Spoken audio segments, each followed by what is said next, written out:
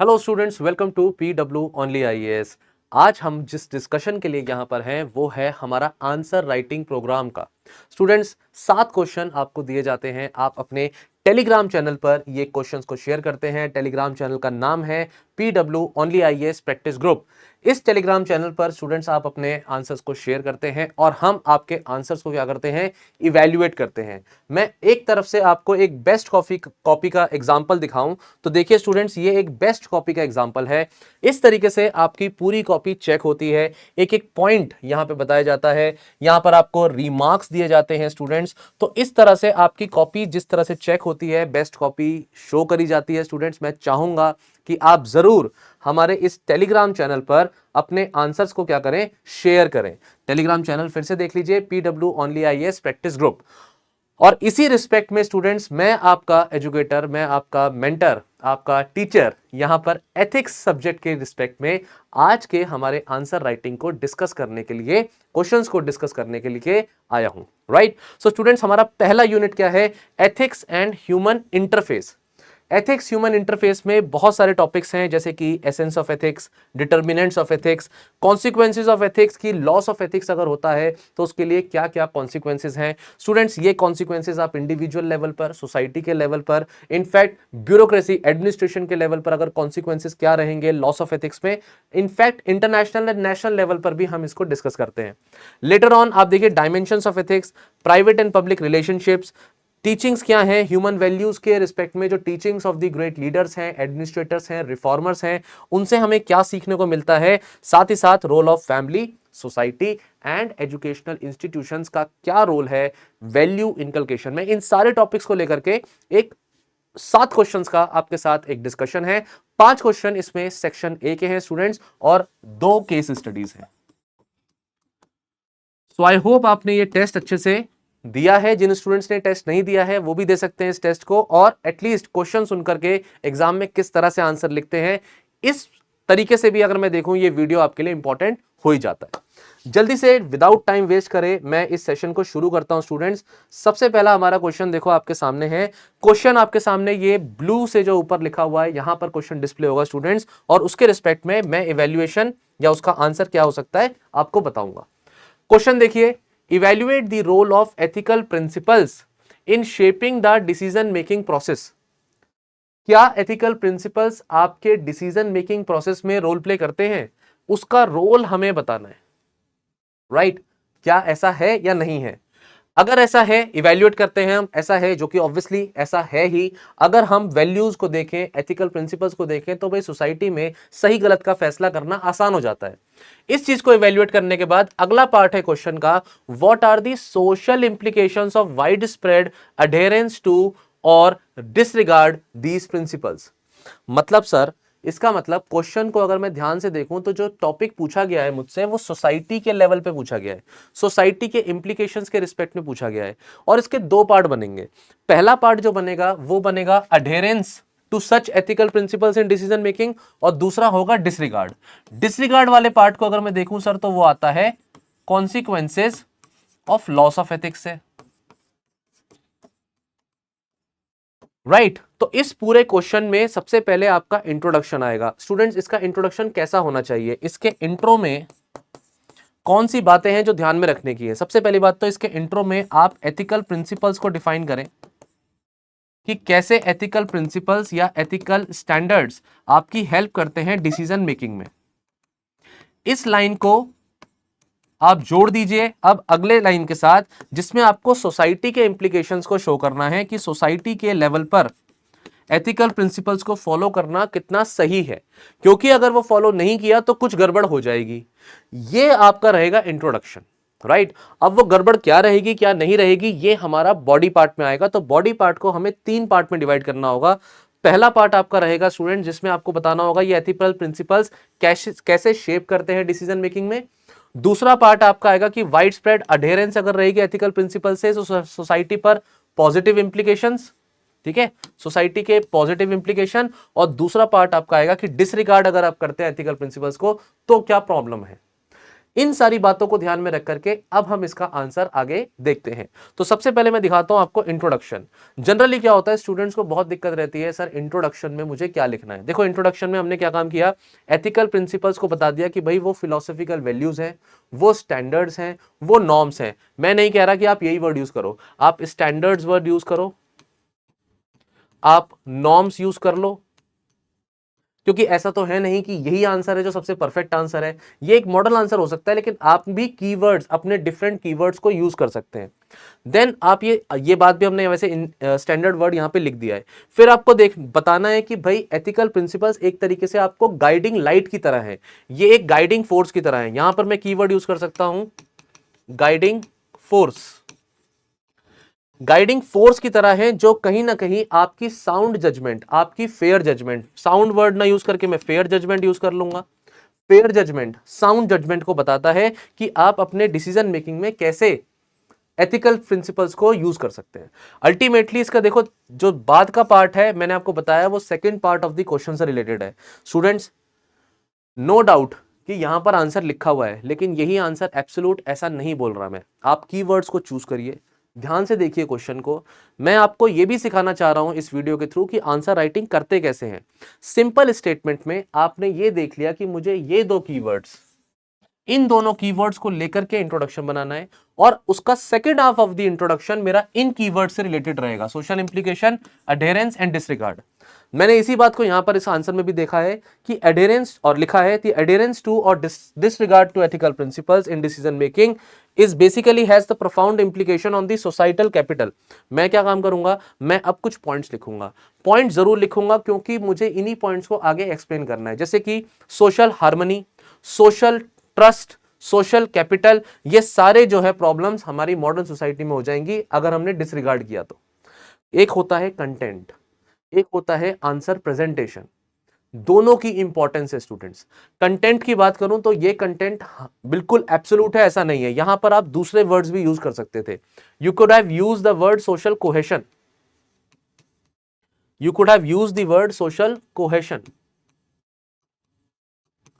ठीक है, यहां पर और भी बातें हैं, और भी बातें अभी हम आंसर में डिस्कस करेंगे, ये भी लिखी जा सकती थी। अब जैसे पहला स्टेटमेंट आता है कि भाई रोल क्या है शेपिंग इन दी एथिकल डिसीजन मेकिंग प्रोसेस। मैं आपसे पूछूं कि भाई क्या क्या पॉइंट हो सकते हैं, जनरल सोचते हैं, डिस्कशन करते हैं, चलो जनरल डिस्कशन करते हैं कि सर क्या पॉइंट्स हो सकते हैं कि डिसीजन मेकिंग में रोल हो।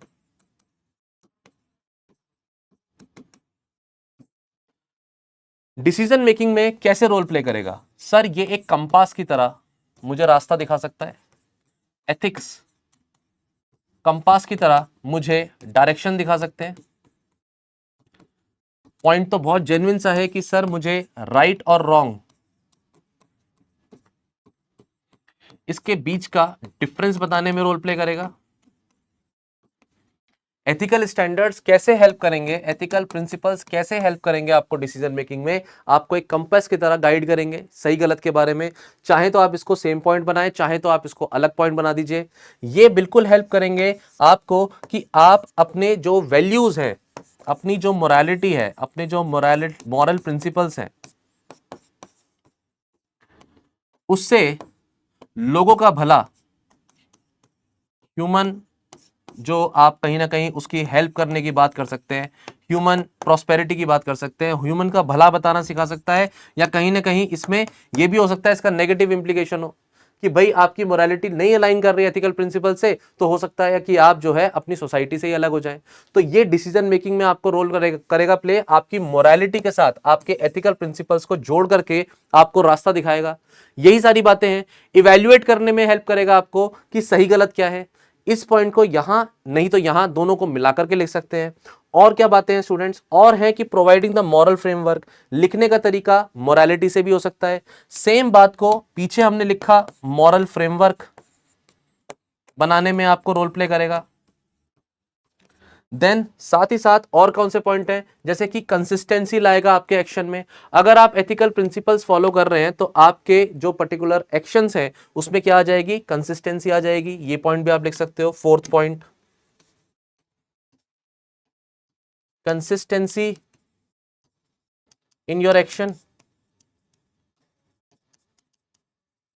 एंड अल्टीमेटली जो आपका नेक्स्ट पॉइंट, आपका ये वाला पॉइंट सर ने बता दिया है, कंपास इन कॉम्प्लेक्स सिचुएशन। अगर लाइफ में बहुत सी कॉम्प्लेक्स सिचुएशन होगी तो उसमें आपको कंपास की तरह रोल प्ले करेगा। एक लास्ट पॉइंट और डिस्कस कर लेते हैं कि भाई आपको गलत होने से आपको बचाएगा, एक ये पॉइंट है, और दूसरा है पूरी सोसाइटी में जस्टिस इंश्योर करेगा और फेयरनेस इंश्योर करेगा। तो फिफ्थ पॉइंट सारा यहां लिख देते हैं, ensuring justice and fairness in society. No doubt ये पॉइंट आपका सोसाइटी वाले टॉपिक के अंदर भी आ जाएगा, सोसाइटी के साथ adherence to the principles, implications, positive and negative. Negative ऐसे कि आप तब लिखेंगे कि सोसाइटी में जस्टिस, सोसाइटी में फेयरनेस तब नहीं रहेगी। क्लियर? अब ये सारी बातें लिखने के बाद स्टूडेंट्स आपको क्या देने पड़ेंगे, आपको देने पड़ेंगे एग्जांपल्स। यहां स्टूडेंट्स गलती कर देते हैं, वो एग्जांपल्स जो होते हैं वो नहीं देते, उन्हें लगता है कि आंसर हो गया, लेकिन ऐसा नहीं है। एग्जांपल्स एथिकल स्टैंडर्ड्स के हर जगह है। आप देखो सोसाइटी में कोई भी चीज ले लीजिए, वो एक एग्जाम्पल है। जैसे कि अगर मैं कहूं कि हमें सड़क पे ड्राइविंग जब करनी चाहिए तो अपनी डायरेक्शन में ही करनी चाहिए, आपकी जो डायरेक्शन है जिस तरफ आपको लेन में मेंटेन करना है, वो ऑब्वियसली एक एथिकल स्टैंडर्ड, एथिकल प्रिंसिपल भी है। नो डाउट ये क्वेश्चन लॉ का भी है कि अगर आप ऐसे ड्राइविंग नहीं करेंगे तो चालान भी कट सकता है, लेकिन अगर आप ऐसा करेंगे तो डेफिनेटली सही गलत का एक तो फैसला क्लियर हो जाता है। फिर आपके मॉरल वैल्यूज भी ये कहते हैं कि आपको सही चलना चाहिए। भाई सिंपल सा एग्जांपल, छोटा सा एग्जांपल कि मंदिर में चप्पल उतार करके जाते हैं, ये एक एथिकल स्टैंडर्ड है। अगर आप इसको ब्रीच करेंगे तो आपको हार्म हो सकता है, आपकी पिटाई भी हो सकती है, सीधी सी बात। ठीक है, कुछ और एग्जांपल जैसे ब्यूरोक्रेट्स का अगर आप दें तो एक एग्जांपल देखो यहां पर, ये अच्छा एग्जांपल है कि मॉरल कंपास की तरह हमें कैसे शो करते हैं। Ethical principles of honesty and commitment किसने शो किया? IAS officer Durga Shakti Nagpal, to raise her voice against the sand mining, जो इस तरीके की जो माइनिंग एक्टिविटीज है, इलीगल माइनिंग जो हो रही है, उसके रिस्पेक्ट में उन्होंने अपनी आवाज उठाई। ये एक एग्जांपल है। इसके अलावा स्टूडेंट्स आप और भी एग्जांपल ले सकते हैं, जैसे कि example union public service commission का है कि भाई उसकी इंटीग्रिटी या उसकी ट्रांसपेरेंसी पर हम इस तरीके से सवाल नहीं उठा सकते, उसने मेंटेन किया अपनी कंसिस्टेंसी अपने सिलेक्शन प्रोसेस को। अब इसी पे पॉइंट निकल के आता है सर पूजा खेड़कर का एग्जांपल। पूजा खेड़कर के एग्जांपल में हमें क्लियरली समझ में आता है कि कहीं ना कहीं उन्होंने डॉक्यूमेंट्स का जो भी गलत डॉक्यूमेंट्स दिए, देखिए उस पर यूपीएससी ने एक्शन लिया है। एक्शन तो लिया है ना यूपीएससी ने, ऐसा तो नहीं है कि एक्शन नहीं लिया है। जब ये एक्शन यूपीएससी ने ले लिया है, जब ये एक्शन कोर्ट की तरफ से आ गया है, या ये एक्शन जो है डिपार्टमेंट ऑफ जो दूसरा डिपार्टमेंट पर्सनल ट्रेनिंग जो डिपार्टमेंट है, उसने जब ये एक्शन ले लिया है स्टूडेंट, तो इससे क्लियर हो जाता है कि हम at least as a constitutional body UPSC पर, अब उसके सिलेक्शन प्रोसेस पर कहीं ना कहीं हमें ट्रस्ट होना चाहिए कि भाई गलती अगर हुई भी है तो उसको रिकरेक्ट किया गया है। क्लियर? डन। अल्टीमेटली स्टूडेंट्स और भी कोई पॉइंट है कि जैसे कि भाई प्रिवेंशन ऑफ हार्म वाला पॉइंट है, या इंश्योरिंग द फेयरनेस। फेयरनेस में देखिए रिक्रूटमेंट प्रोसेस है, blind recruitment process to prevent the biasness if there is any kind of a biasness which is related to race, gender और discrimination, ये नहीं होना चाहिए। इस तरीके से हम पहले पार्ट ऑफ द क्वेश्चन को लेकर के हमारा पार्ट खत्म होता है। अब आता है पार्ट कि सर अगर सोसाइटी में अडेरेंस टू एथिकल प्रिंसिपल्स है, अगर सोसाइटी में एथिकल प्रिंसिपल्स को लेकर के अडेरेंस है या फिर वो अडेरेंस नहीं है, डिसरिगार्ड है, तो क्या पॉइंट्स बनते हैं? पहला पॉइंट, सोसाइटी में इक्वालिटी आएगी, इक्वालिटी इक्वालिटी आएगी, फेयरनेस आएगी सोसाइटी में, जस्टिस प्रमोट होगा, भाई सोसाइटी में रूल ऑफ लॉ होगा, ट्रस्ट होगा, सोशल हार्मनी होगी, साथ ही साथ सोशल कैपिटल इंक्रीज करेगा। इसी को रिलेट करके आप दूसरा वर्ड सोशल कोहेशन भी लिख सकते हैं। There are so many points to write. लेकिन अगर सोसाइटी में स्टूडेंट्स सोसाइटी में अगर डिसरिगार्ड हो इन एथिकल प्रिंसिपल्स का, तो क्रिमिनल एक्टिविटीज बढ़ जाएंगी, they are going to rise. जो एक फीलिंग ऑफ फ्रेटर्निटी है, भाईचारे की जो फीलिंग है वो खत्म हो जाएगी। I am putting the arrow down. इसके अलावा स्टूडेंट्स सोसाइटी में और क्या होगा? सोसाइटी में आप देखेंगे तो hate speeches in the name of communal level, ethnic clashes, communal riots, इनके बढ़ने के चांसेस हैं। अब सोसाइटी में हार्मनी नहीं रही, तो हार्मनी नहीं रहेगी तो हेट स्पीचेस होंगे, रेडिकलाइजेशन ऑफ द सोसाइटी हो सकता है।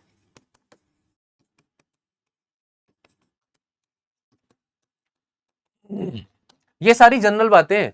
तो सोसाइटी में क्या होगा? ट्रस्ट खत्म हो जाएगा, एक दूसरे के ऊपर ट्रस्ट खत्म हो जाएगा, गोइंग डाउन। मैं इसको एरो अप एंड डाउन करके दिखा रहा हूं, लेकिन एग्जाम में मैं एक्सपेक्ट करता हूं कि आप एक लाइन में पूरा स्टेटमेंट लिखेंगे students, but this could be the heading. अब देखो सोसाइटी में और भी चीजें, सोसाइटी में आपका एनवायरमेंट भी आता है। अगर मैं एग्जांपल लूं कि सोसाइटी में सब कुछ पॉजिटिव रहेगा, तो पॉजिटिव में एक पॉइंट एनवायरमेंटल सस्टेनेबिलिटी का भी आता है। लेकिन अगर हम यहां पर आ जाए तो एनवायरमेंट फिर क्या होगा? एक्सप्लॉइट होगा। यहां पर सस्टेनेबल एनवायरमेंट रहेगा? नहीं रहेगा। तो एनवायरमेंट के रिस्पेक्ट में उसका पॉल्यूशन होना, एनवायरमेंट को यहां पर हार्म करना। और स्टूडेंट्स एनवायरमेंट में ना आपके एनिमल्स भी आ गए, प्लांट्स भी आ गए, ये सारी बातें आप लिख सकते हो। इन सारी बातों के साथ स्टूडेंट्स और भी कुछ की टर्म्स हैं जो लिखे जा सकते हैं, जैसे कि आप लिखेंगे भाई सर सोशल जस्टिस, इसका क्या? ऑब्वियसली सोशल जस्टिस मिल जाएगा अगर हम पॉजिटिव डायरेक्शन में चल रहे हैं तो। आप इसके अलावा और क्या बातें लिख सकते हैं? सर मैं क्या इकोनॉमिक प्रॉस्पेरिटी लिख सकता हूं? Economic prosperity, prosperity. क्या मैं स्टेबल सोसाइटी लिख सकता हूं? So many keywords, secular word use कर लेना। All these things are possible, all these things are there students. ये अब आपके ऊपर है, आप कौन सा राइट वर्ड चूज करते हैं एग्जाम पॉइंट ऑफ व्यू से। मैंने पूरा क्वेश्चन आपको डिटेल में डिस्कस कर लिया है, मैं सीधे आपको लेके चलूंगा इस क्वेश्चन के कंक्लूजन पर। इसमें अगर कुछ एग्जांपल्स आपको लग रहे हैं स्टूडेंट्स, तो you can write some examples, जैसे कि एग्जांपल ऑफ स्कैंडिनेवियन कंट्रीज, जहां पर आप कह सकते हैं कि भाई ट्रस्ट और सोशल कोहेशन की अगर बात है तो वहां पर high level of social cohesion है। मतलब जैसे इसमें एग्जांपल अगर आप दें भूटान का, तो भूटान बेसिकली अपनी जीडीपी पर फोकस ना कर करके वो फोकस करता है हैप्पीनेस इंडेक्स पर, लोगों की खुशी पर, हैप्पीनेस पर। ये ज्यादा इंपॉर्टेंट है कंट्री के लिए, और इसीलिए हैप्पीनेस इंडेक्स में भूटान बहुत अच्छा कर रहा है। इससे पता लगता है कि ये एथिकल स्टैंडर्ड जो पर्टिकुलर सोशल इंप्लीकेशंस जो उसके हैं वो पॉजिटिव डायरेक्शन में चल रहे हैं। क्लियर? तो there are so many examples that you can write. In fact Paris agreement का एग्जांपल आप दे दीजिए, या आप एनवायरमेंट सस्टेनेबिलिटी में या एनवायरमेंट प्रोटेक्शन में लिख सकते हो, तो इंटरनेशनल कोलैबोरेशन हो जाएगा। वहीं आप जो है इकोनॉमिक इनइक्वालिटी की बात करेंगे तो ऑक्सीजन सिलेंडर्स का इसे एग्जांपल दिया है, माइग्रेंट्स का एग्जांपल है, so many things that you can right. So let's not complicate things. I think fair idea students आपको लग गया है, आंसर आप लोगों को मिल गया है। इसका कंक्लूजन देख लेते हैं एक बार। ऐसे क्वेश्चंस में कंक्लूजन सर कैसे लिखते हैं? देखो ऐसे क्वेश्चंस का आंसर जो होता है कंक्लूजन का, वो क्वेश्चन से ही निकल के आता है। कि अगर आपसे पूछ रहे हैं इवेल्युएट करने को कि क्या एथिकल प्रिंसिपल्स डिसीजन मेकिंग में रोल प्ले करते हैं, तो आपको यही लिखना है, हाँ जी रोल प्ले करते हैं। कि भाई ये इंटीग्रल पार्ट है डिसीजन मेकिंग प्रोसेस का, ये आपको मॉरली साउंड, फेयर, सस्टेनेबल बनाएगा। आपके एक्शंस इस तरीके के होंगे अगर आप एथिकल प्रिंसिपल्स को फॉलो कर रहे हैं, सोसाइटी में एथिकल है तो। एंड लास्टली आपके अंदर इकोनॉमिक स्टेबिलिटी आ जाएगी, social cohesion, protection of human rights, environmental sustainability, उन सारे वर्ड्स को दोबारा मिला करके आप कंक्लूजन में लिख सकते हैं। ठीक है? या फिर एक कंक्लूजन हो सकता है कि for making this society just, equitable, prosperous, we need that ethical principles should be followed, and ultimately इसमें जरूरत यह भी है कि हम अपने डिसीजन मेकिंग प्रोसेस में जो भी सोसाइटी है उसके इंक्लूसिविटी का भी ध्यान रखें। सभी लोगों के आप जो है सभी लोगों को अगर साथ में लेके चलेंगे तो सोसाइटी में हार्मनी आ जाएगी। ये भी डिसीजन मेकिंग के लिए एथिकल प्रिंसिपल्स का रोल है। मतलब कुछ पॉजिटिव नोट पर मेरा आइडिया यहां पर है स्टूडेंट्स कि आप आंसर को खत्म करिए एक पॉजिटिव नोट पर, एक पॉजिटिविटी दिखनी चाहिए आपके आंसर में। मैं आपको यह भी बताना चाहता हूं कि आप चाहें तो कोई पर्टिकुलर कोट भी किसी फिलोसोफर का यहां पर इस्तेमाल कर सकते हैं, नो डाउट। ठीक है, नो डाउट। चलिए आगे चलते हैं। अगला क्वेश्चन है, illustrate the correlation between ethical leadership and organisation की परफॉर्मेंस। अब एक तो हो गया लीडरशिप, एक हो गया आपका जो है ऑर्गेनाइजेशन की परफॉर्मेंस। क्या इसमें कोरिलेशन है? बिल्कुल है। अगर ये लीडरशिप सही है, अगर ये लीडरशिप एथिकल है, तो डेफिनेटली ऑर्गेनाइजेशन की परफॉर्मेंस बेटर हो जाएगी। इसी का कोरिलेशन आपसे पूछा है, और ये कैसे इंपैक्ट करेगा पब्लिक के ट्रस्ट पर।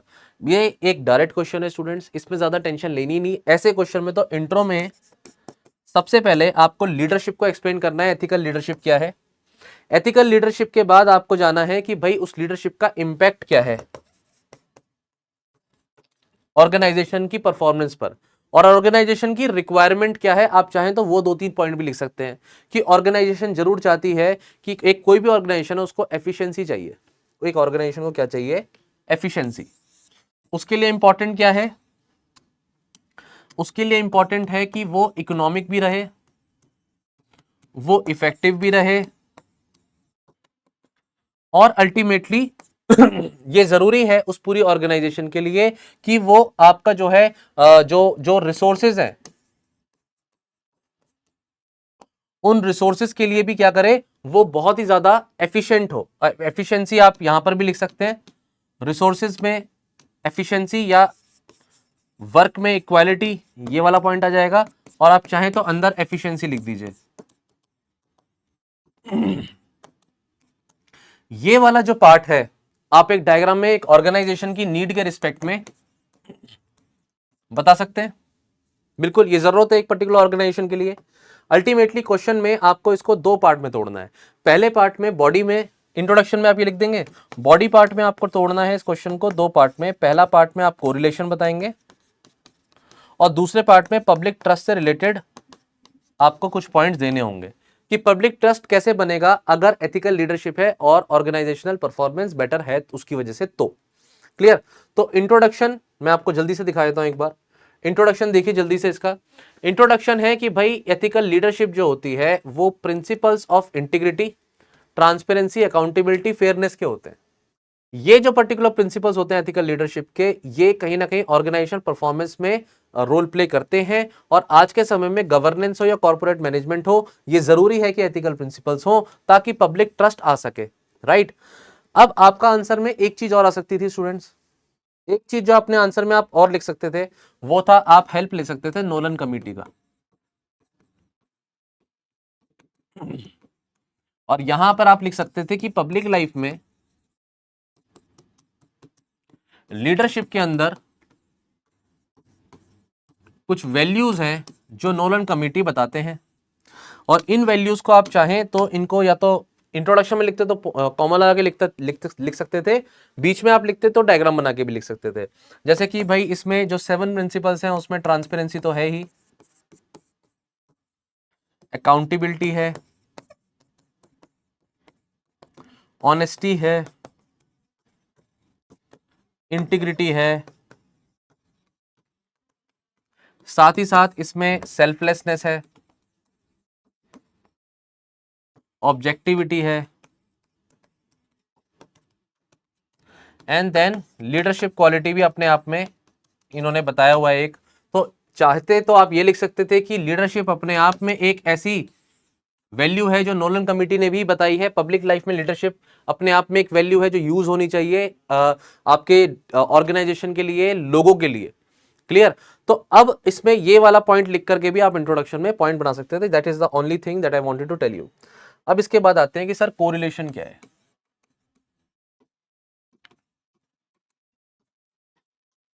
इसको मैं पहले समझा देता हूं आपको एक बार, फिर पॉइंट्स देख लेंगे। कोरिलेशन अगर आपसे पूछा जा रहा है कि सर कोरिलेशन, इसमें आपको बताना है कि लीडरशिप है और लीडरशिप के क्या फायदे हैं कि जिससे ऑर्गेनाइजेशन की जो परफॉर्मेंस है वो बढ़ जाए। यही तो पूछ रहा है। ठीक है, तो देखो इसमें क्या क्या लिख सकते थे। पहला पॉइंट, अगर हम बात करें स्टूडेंट्स, ये वाला पेन ले लेते हैं, ठीक है। अगर हम बात करें लीडरशिप की, तो अगर ये लीडरशिप आपको सही रास्ता दिखाती है, सही डायरेक्शन दिखाती है,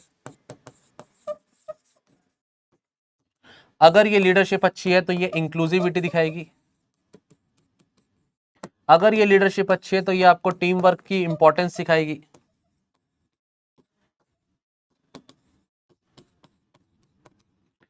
अगर ये लीडरशिप सही है, एथिकल है, तो डेफिनेटली ये आपके पोटेंशियल को, इंडिविजुअल के पोटेंशियल को अपग्रेड कर देगी, अपलिफ्ट कर देगी। अब जब ऐसा होगा तो इसका इंपैक्ट देखो परफॉर्मेंस पर। परफॉर्मेंस पे जनरल अगर हम डिस्कस करें तो भाई आपका जो डायरेक्शन है, जो ऑब्जेक्टिव्स हैं कंपनी के, वो फुलफिल हो पाएंगे, राइट। अगर आप इंक्लूसिविटी में शो करेंगे तो किसी भी तरीके का जो कन्फ्लिक्ट्स हैं वो रिजॉल्व हो पाएंगे कंपनी के अंदर, conflict resolution, use the word. साथ ही साथ अगर टीम वर्क है तो आपके जो यूनिटी है, और यूनिटी के साथ आपको डायरेक्शनल जो अप्रोच है अपने ऑब्जेक्टिव्स की तरफ, वो वर्क हो पाएगा। अगर आपकी लीडरशिप जो है इंक्लूसिविटी में बिलीव करती है, टीम वर्क में बिलीव करती है, और पोटेंशियल बढ़ जाएगा, तो ultimately individual performances and team performances will rise, and this is going to profit the company, right. Then ultimately अगर ये लीडरशिप एथिकल है, जो कि हम बता ही रहे हैं एथिकल है, ऑनेस्ट है, इंटीग्रिटी है, ऑनेस्टी है, इंटीग्रिटी है, ऐसी वैल्यूज को आप यूज करिए। ऑनेस्टी, इंटीग्रिटी वैल्यूज से भी हमें पता लगता है कि जो हमारे प्रोडक्ट्स बनेंगे, ऑर्गेनाइजेशन जिस प्रोडक्ट को बेच रही है वो प्रोडक्ट की क्वालिटी बेटर रहेगी, और ये अगर क्वालिटी प्रोडक्ट्स की बेटर है तो definitely trust of the public ये बढ़ ही जाएगा ना, ये भी बढ़ जाएगा। अब जब आपने ये सारी बातें समझ ली, ये पॉइंट समझ लिए, अब इनको पेन डाउन करना है बस आपको, राइट। अब इन सारी बातों को आपको पेन डाउन करना है। चलिए अब डिस्कस करते हैं आंसर को। तो अगर हम बात करें, ये वाला क्वेश्चन था हमारा, तो अगर हम बात करें इसके प्रॉपर स्पेसिफिक आंसर को, चलिए देखते हैं। तो ऐसे में होगा क्या, जब एथिकल लीडरशिप है तो एक कंपनी में जो एनवायरनमेंट है उससे जो पर्टिकुलर एम्प्लॉय है उसका मोराल बड़ा रहेगा, मोराल हाई रहेगा, टीम परफॉर्मेंस उसकी बेटर रहेगी, वो खुश रहेगा। So Air India's ethical leadership as reflected new compensation plan positively impacted the employees morale. ये आपका हो गया एग्जाम्पल। अगला पॉइंट आपका आ जाता है नेक्स्ट पॉइंट। नेक्स्ट पॉइंट देखिए स्टूडेंट्स, परफॉर्मेंस एनहेंस हो जाएगी, ये मैंने आपको बता ही दिया, वैसे ये वाला डिस्कशन हो ही गया। इसमें एग्जांपल देख लेते हैं। Recent study in north India covering 564 employees of different organisation, ये पता चला था कि लीडर्स प्रायोरिटाइज इंटीग्रिटी, ट्रांसपेरेंसी और फेयरनेस। अगर लीडरशिप के अंदर ये हो तो लाइकली जो परफॉर्मेंस है वो कैपेबिलिटी बेस्ड, जो कैपेबिलिटीज है उससे बियॉन्ड चली जाती है और परफॉर्मेंस बेटर हो जाती है। स्टूडेंट्स इसमें एक मैकडोनल्ड्स मैकडोनल्ड्स करके जो है उनका एक पर्टिकुलर मॉडल भी है। अगर आप उस मॉडल को पढ़ेंगे तो उस मॉडल में एक्स और वाई वे ऑफ लीडरशिप है जो बताई गई है। So you can refer to that model, X और leadership, Y leadership. So leadership basically कैसी होनी चाहिए, ऐसी होनी चाहिए जो अंडरस्टैंडिंग हो, जिस जिस लीडरशिप में एम्पैथी हो, अपने जो भी एम्प्लॉयज हैं उनकी प्रॉब्लम्स को भी समझे, राइट। ये भी एक एग्जाम्पल हो सकता है। चलो खैर आगे चलते हैं। रिस्क मैनेजमेंट बेटर हो जाएगा, ये भी एक पॉइंट है। हाँ ये बहुत अच्छा पॉइंट है। इनोवेशन आ जाएगा, मैंने ये पॉइंट छोड़ दिया था पीछे। इनोवेशन, लीडरशिप अगर अच्छी होगी ना तो वो इनोवेटिव आइडियाज निकालेगा किसी भी प्रॉब्लम को सॉल्व करने के लिए। इसमें देखो Microsoft ethical leadership encourage the responsible innovation for the success initiatives like project Tokyo. तो ऐसे एग्जाम्पल्स को स्टूडेंट्स क्या करना है, हमारे मॉडल आंसर से मैं चाहूंगा ऐसे एग्जाम्पल्स को आप जरूर यूज करें एग्जाम में। ये एग्जाम्पल्स आपको हेल्प करेंगे आपके आंसर को बाकी बच्चों से अलग बनाने में, बाकी कैंडिडेट से अलग बनाने में, ठीक है। डन। अब इसी के रिस्पेक्ट में अब लॉन्ग टर्म गेन हो गया, ये तो फिर है ही। तो इसमें एक एग्जांपल पैटागोनिया का है। Patagonia outdoor apparel industry focused on sustainability and transparency, जिससे जो है long term sustainability, financial sustainability आई थी। Again a very unique example. until and unless you learn it, until and unless you pen down this particular fact, this particular statement and revise करके जब तक exam में नहीं जाओगे शायद नहीं लिख पाओगे। अब आते हैं पब्लिक ट्रस्ट के ऊपर। भाई कंज्यूमर की एक लॉयल्टी होती है, क्वालिटी अच्छी है ना तो कंज्यूमर की एक लॉयल्टी बन जाती है, और उस लॉयल्टी की वजह से कंज्यूमर का जो ट्रस्ट होता है वो बढ़ जाता है। तो एक्चुअली में अगर एथिकल लीडरशिप होगी अगर आपके ऑर्गेनाइजेशन की परफॉर्मेंस अच्छी होगी तो कस्टमर का लॉयल्टी बेस भी आपका स्टैंडर्ड उसके सेट होंगे। ठीक है, इन्फोसिस कंपनी है, टाटा कंपनी है, आप दोनों ही कंपनीज का किसी का भी एग्जांपल आप एग्जाम में लिख सकते हैं। क्लियर? टाटा कंपनी का एग्जांपल है जो अपने एम्प्लॉयज को सपोर्ट करता है, और टाटा के प्रोडक्ट्स के रिस्पेक्ट में जो कंपनी के रिस्पेक्ट में जो लोगों का विश्वास बना हुआ है। क्लियर? दूसरा हो गया भाई इन्वेस्टर कॉन्फिडेंस। आप एक कंपनी के पॉइंट ऑफ व्यू से सोचिए, उस कंपनी को इन्वेस्टर भी तो इन्वेस्टमेंट तभी करेंगे जब उस कंपनी में उनको प्रॉफिट दिखेगा या उस कंपनी पर उनका ट्रस्ट होगा, और इसको करने के लिए मीडिया का कवरेज पॉजिटिव रहेगा। ये जरूरी नहीं है कि मैं इसको ये बात कह रहा हूं कि हम गलत तरीके से पॉजिटिव कवरेज दिखाएं। अगर आपका प्रोडक्ट अच्छा है तो ये ऑटोमेटिकली कवरेज अच्छा ही हो जाएगा। इसका एग्जांपल है टाटा ग्रुप, मैंने ये ऑलरेडी एग्जांपल दे दिया है। एक पॉल पॉलमैन करके हैं, farmer CEO of Unilever, focus on the sustainability fostered greater confidence in the companies investors. Company के इन्वेस्टर्स के रिस्पेक्ट में जो कॉन्फिडेंस है वो रहेगा। इसमें तो मैं एग्जांपल पीडब्ल्यू का भी दूंगा, पीडब्ल्यू का एग्जांपल भी आप एग्जाम में लिख सकते हो। कंपनी यूनिकॉर्न कंपनी है, एक अच्छी कंपनी है, और अल्टीमेटली उसका जो उसके ऊपर जो ट्रस्ट है वो बना हुआ है, ये इन्वेस्टर्स का भी जो ट्रस्ट है वो भी बना हुआ है। In fact as a company is growing very good, right? So these are the examples that you can give in the exam.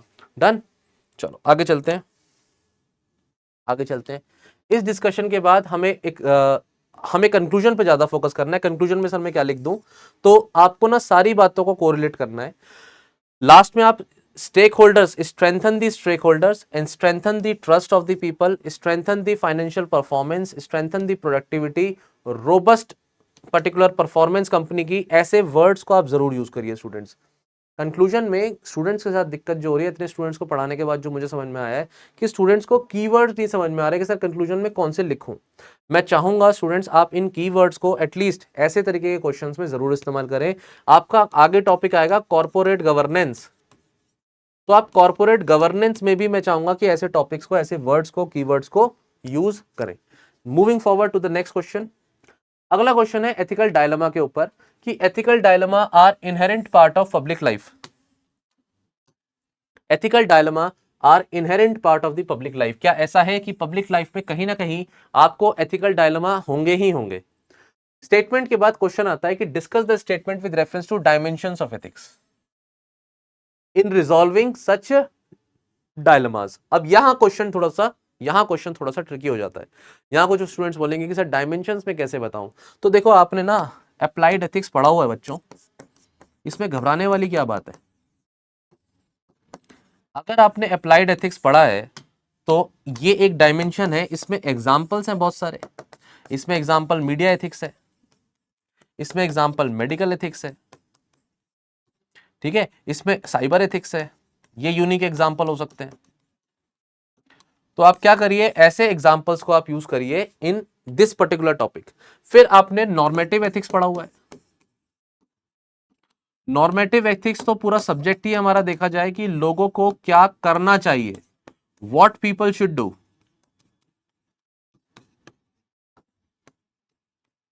What people should do, इस एस्पेक्ट में आप बताएंगे कि एथिकल डायलेमा अगर है तो नॉर्मेटिव एथिक्स आपको यह कहता है कि लोगों को एथिकल प्रिंसिपल्स को फॉलो करना चाहिए, लोगों को ह्यूमन वैल्यूज को फॉलो करना चाहिए, राइट। देन आपका नेक्स्ट आता है कि सर इसमें आपका नॉर्मेटिव एथिक्स में अगर मैं बोलूं तो दो अप्रोच है, एक है टीलियोलॉजिकल अप्रोच, एक है डियोंटोलॉजिकल अप्रोच। कौन कह रहा है आपको कि आपके पास कंटेंट की कमी है? कंटेंट पूरा है। अब तो मुश्किल ये है कि सर इतना कंटेंट है, इसको लिखना कैसे है कम शब्दों में। तो टीलियोलॉजिकल अप्रोच एंड अप्रोच होती है, डियोंटोलॉजिकल अप्रोच ड्यूटी की बात करता है, मीन्स की बात करता है। आप चाहें तो नॉर्मेटिव एथिक्स में इन्हीं दोनों को लेकर के अगर एग्जाम्पल दे देते तो भी चल जाता। फिर इसके साथ साथ आपका आता है डिस्क्रिप्टिव एथिक्स। डिस्क्रिप्टिव एथिक्स ये बताता है कि व्हाट पीपल एक्चुअली डू।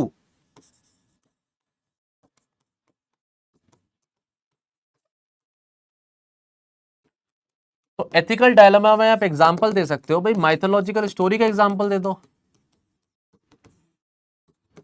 इस माइथोलॉजिकल स्टोरी में आप एग्जांपल दे दो कर्ण का। आप इसमें एग्जांपल दे सकते हो भाई विभूषण का। दोनों एग्जांपल्स को अगर आप ध्यान से देखो ये दोनों एग्जाम्पल, एक महाभारत का हो गया, एक एग्जाम्पल रामायण का हो गया। महाभारत के एग्जाम्पल में कर्ण को ये बात पता थी कि भाई वो गलत है दुर्योधन का, लेकिन उन्होंने फिर भी साथ दिया, और फिर क्या हुआ, अल्टीमेटली एंड हो जाता है। यहां पर आप देखो डायलेमा किस बात का है, विभीषण का, कि भाई ब्रदर की बात माननी है या फिर सही के साथ चलना है, सत्य के साथ चलना है। तो डायलेमा में इसमें क्लैरिटी थी इनको कि श्री राम के साथ चलना है और सच्चाई का साथ देना है। भाई को समझाया, भाई समझे नहीं, तो अल्टीमेटली दोनों का जो एंड है, अंत जो हुआ है, वो डिफरेंट हुआ। विभीषण का और कर्ण का, दोनों का कंपैरिजन करें तो इस तरीके से आप माइथोलॉजिकल स्टोरीज से भी आप डायलेमा दे सकते हैं। कर्ण के अंदर ये डायलेमा है लॉयल्टी वर्सेस जो है ट्रुथ। लॉयल्टी वर्सेस ट्रुथ में ही आप चाहें तो दोनों के एग्जांपल्स को रख करके बता सकते हैं। सो एथिकल डायलेमा के रिस्पेक्ट में जब डायमेंशंस ऑफ एथिक्स मैंने लिखा तो बच्चे के मन में आ सकता है सर मैं क्या लिखूं, लेकिन परेशान नहीं होना है स्टूडेंट्स। ऐसा नहीं है कि आपके पास कंटेंट नहीं है, अगर आपने टॉपिक पढ़ा हुआ है तो कंटेंट है। अब करते हैं इस क्वेश्चन का डिस्कशन कि सर अब लिखना कैसे, इस बात का डिस्कशन करते हैं सर लिखना कैसे। इंट्रोडक्शन में आप पहली बात तो एथिकल डायलेमा को जरूर समझाएं कि एथिकल डायलेमा होता क्या है, देन और पब्लिक लाइफ में ये डायलेमा ज्यादा क्यों आ जाता है सामने, इस बात पे पहले तो आप फोकस करें। दूसरा आपका स्टेटमेंट आपको लेके जाएगा डायमेंशंस ऑफ एथिक्स के रिस्पेक्ट में, ये वाले पॉइंट्स आप यहां पर फिर डायमेंशंस के रिस्पेक्ट में समझाएंगे।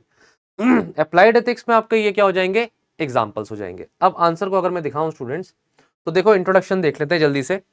इंट्रोडक्शन दिखा रहा हूं जानबूझ करके क्योंकि मैं जानता हूं इस बात को कि आप बोलेंगे कि सर लिखना कैसे है, समझ में तो आ गया, ऐसे लिखना है ऐसे। एथिकल डायलेमा वो सिचुएशंस होती हैं पब्लिक ऑफिशियल्स के लिए जहां पर आपको चूज करना पड़ता है कंपीटिंग एथिकल प्रिंसिपल्स के बीच में, और कोई ना कोई वैल्यू तो टूटेगी ही। अभी मैंने पीछे लिखा लॉयल्टी वर्सेस ट्रुथ, तो ये loyalty towards the friend, loyalty towards the truth, या इनफैक्ट सपोर्टिंग द ट्रुथ। तो loyalty towards the friend versus supporting the truth, ये एक डायलेमा है। और माइथोलॉजिकल एग्जांपल से तो आपको क्लियर ही हो गया ये, डन। अब ये जब पब्लिक लाइफ में आ गया स्टूडेंट्स, तो पब्लिक लाइफ का एग्जांपल लेंगे। पब्लिक लाइफ में आप लिखेंगे लॉयल्टी टुवर्ड्स द इंस्टीट्यूशन, और अगर कंपनी में कुछ गलत हो रहा है तो सच्चाई का साथ देना। डिपार्टमेंट की तरफ लॉयल्टी हो सकती है, आपके प्रोफेशन की तरफ लॉयल्टी हो सकती है, आपके इंस्टीट्यूशन की तरफ लॉयल्टी हो सकती है। ऐसा नहीं है कि ये पर्टिकुलर वैल्यूज डायलेमा में पब्लिक लाइफ में नहीं आ सकती। पब्लिक लाइफ का एग्जांपल दे दीजिए। एक ब्यूरोक्रेट के लिए तो ट्रांसपेरेंसी वर्सेस सीक्रेसी भी अपने आप में एक डायलेमा है पब्लिक लाइफ में, क्लियर। इसके बाद आप बताते हैं कि these dilemmas are basically in public life nature of the governance और पब्लिक अकाउंटेबिलिटी के लिए इंपॉर्टेंट है, क्योंकि डाइवर्स इंटरेस्ट ऑफ सिटीजंस हैं, उसके रिस्पेक्ट में गवर्नेंस में पब्लिक अकाउंटेबिलिटी में ये प्रॉब्लम आ जाती है। यहीं पर एक ब्यूरोक्रेट के लिए एग्जांपल देखो, दो एग्जांपल तो ये हो गए। तीसरा एग्जांपल, एक ब्यूरोक्रेट आप जैसे इसी में अगर लिखना चाहे तो आप बोल सकते हैं भाई नेशनल सिक्योरिटी की वजह से कुछ पॉइंट्स हैं, कुछ डॉक्यूमेंट्स हैं कि वो ब्यूरोक्रेसी में रहते हुए ट्रांसपेरेंसी से पब्लिक के साथ वो डॉक्यूमेंट शेयर नहीं कर सकता, ट्रांसपेरेंसी से पब्लिक के साथ वो डॉक्यूमेंट शेयर नहीं कर सकता, और उसमें सीक्रेसी मेंटेन करने की जरूरत है। तो ये आपका अपने आप में एक एग्जांपल है। इसमें official act, national official act जो है ना, सीक्रेसी एक्ट जो है, उसको आप लिख सकते हो कि भाई सीक्रेसी मेंटेन करो।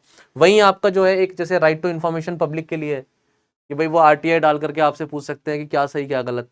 रिलेटेड टू एग्जाम्पल तो हो सकता है, थोड़ा डिस्टेंट हो गया, लेकिन yes these examples are there. अगला पॉइंट आता है इसमें कि भाई आपका नेक्स्ट लाइन जो आएगी वो विद रिस्पेक्ट टू डायमेंशंस पे आएगी कि भाई ये डायलेमा जो होते हैं वेरियस डायमेंशंस ऑफ एथिक्स में अप्लाई कर सकते हैं, और ये बहुत बड़ा रोल प्ले करते हैं आपके डिसीजन मेकिंग और अकाउंटेबिलिटी के लिए, डिसीजन मेकिंग और अकाउंटेबिलिटी के लिए। पहला हेडिंग, ये एथिकल डायलेमा क्या है, अभी मैंने डिस्कस किया, ट्रांसपेरेंसी वर्सेस कॉन्फिडेंशियलिटी, पहला पॉइंट। दूसरा पॉइंट इसमें आ गया स्टूडेंट्स एग्जांपल, तो राफेल फाइटर जेट का एग्जांपल आ गया। ये डील पर कहीं ना कहीं एलिगेशंस लग गए थे कि ट्रांसपेरेंसी नहीं है, ठीक है। अल्टीमेटली नेक्स्ट अगला पॉइंट आपका है, अगला डायलेमा आप दे सकते हैं इक्विटी वर्सेस एफिशिएंसी।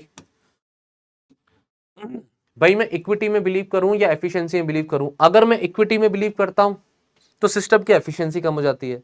अगर सिस्टम की एफिशिएंसी पे जाता हूं तो इक्विटी की दिक्कत हो जाती है। Example, organ transplantation, the ethical challenges whether priority to be given to the patient who has the best chances of the recovery, या फिर उसको जो बेसिकली बहुत देर से लिस्ट में नाम लिखवा करके वो वेट कर रहा है। तो अब इसमें from the disadvantages background equity, जिसको जरूरत है, जो रिकवर कर सकता है, या जिसका बैकग्राउंड पीछे है और वेटिंग लिस्ट में है। This is something that can be a, ये आप किसके रिस्पेक्ट में लिख रहे हो, आप ये आप चाहें तो प्रोफेशनल एथिक्स के रिस्पेक्ट में लिख सकते हो, प्रोफेशनल मेडिकल एथिक्स के रिस्पेक्ट में लिख सकते हो। पब्लिक की सेफ्टी का सोचूं या इंडिविजुअल राइट्स का सोचूं, पब्लिक लाइफ में ये भी एक डायलेमा हो सकता है। साथ ही साथ विसल ब्लोइंग एंड लॉयल्टी, ये तो है ही, अगर कुछ गलत हो रहा है, यहां पर मैंने ट्रुथ लिख दिया था, इन्होंने यहां पर आंसर में विसल ब्लोइंग लिख दिया है मॉडल आंसर में। तो मैं आपको जो बता रहा हूं, आप अपने हिसाब से इसको वर्ड को चेंज कर सकते हैं। एथिक्स पेपर की सबसे खास बात यही है कि ऐसा नहीं है कि एक ही आंसर सबसे परफेक्ट आंसर है, इसमें अलग अलग कीवर्ड्स आप लिख सकते हैं। आप उसके रिस्पेक्ट में भी अपने आंसर को अगर लिखेंगे तो भी आपका आंसर अच्छा ही रहेगा, वो खराब या गलत नहीं हो जाता है। इट इज जस्ट दैट कि आप अपनी बातों कितने सही तरीके से प्रेजेंट कर रहे हैं। अब विसल ब्लोइंग जब आ गया स्टूडेंट्स, तो इसमें यह होगा कि मैं सच बोल दूं, एक्सपोज कर दूं करप्शन अगर हो रहा है मेरे डिपार्टमेंट में, मेरे इंस्टीट्यूशन में, या फिर लॉयल्टी शो करूं अपने इंस्टीट्यूशन की तरफ या अपने डिपार्टमेंट की तरफ। एग्जाम्पल देखो, whistle blowers were instrumental in uncovering Vyapam scam of 2013, dilemma of their ethical obligation की रिपोर्ट करें करप्शन को या इंस्टीट्यूशन की लॉयल्टी की तरफ सोचे। और पब्लिक सर्वेंट के लिए तो बहुत सिंपल सी बात है भाई, या तो वो शॉर्ट टर्म बेनिफिट का सोचे या वो लॉन्ग टर्म कॉन्सिक्वेंस का सोचे, ये भी है। अब ये सब चीजें आप देखो, इस पे एग्जांपल अगर आप देखो तो गवर्नमेंट का जो डायलेमा होता है कि वो शॉर्ट टर्म इकोनॉमिक गेन की सोचे या लॉन्ग टर्म सोशल या एनवायरमेंटल कॉन्सिक्वेंस की सोचे।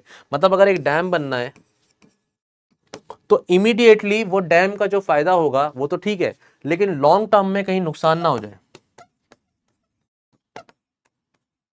या फिर एक रोड निकालनी है आपको एक फॉरेस्ट के अंदर से, ये भी एक पॉइंट हो गया।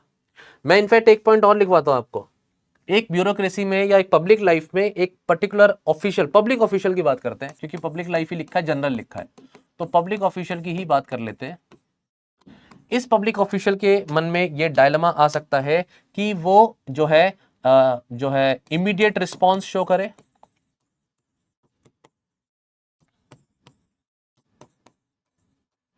इसका दूसरा वर्ड आ जाएगा स्विफ्ट रिस्पॉन्स, वर्सेस दूसरा पॉइंट आप क्या लिख सकते हैं यहां पर, फॉलोइंग एसओपीज,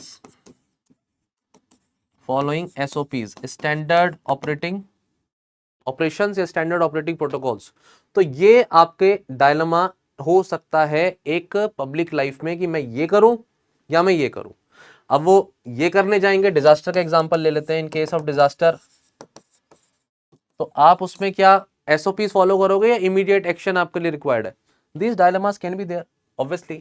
कल्चरल सेंसिटिविटी की तरफ जाएं या यूनिवर्सल स्टैंडर्ड की तरफ जाएं, ये भी एक डायलेमा हो सकता है, क्योंकि आपके किसी एक एक्शन से हो सकता है कि लोगों के रिलीजियस सेंटिमेंट्स या कल्चरल सेंटिमेंट्स हर्ट हो, ट्रेडिशनल वैल्यूज हर्ट हो जाए, तो इस बात का भी ध्यान रखना है, ठीक है, ये भी एक डायलेमा हो सकता है।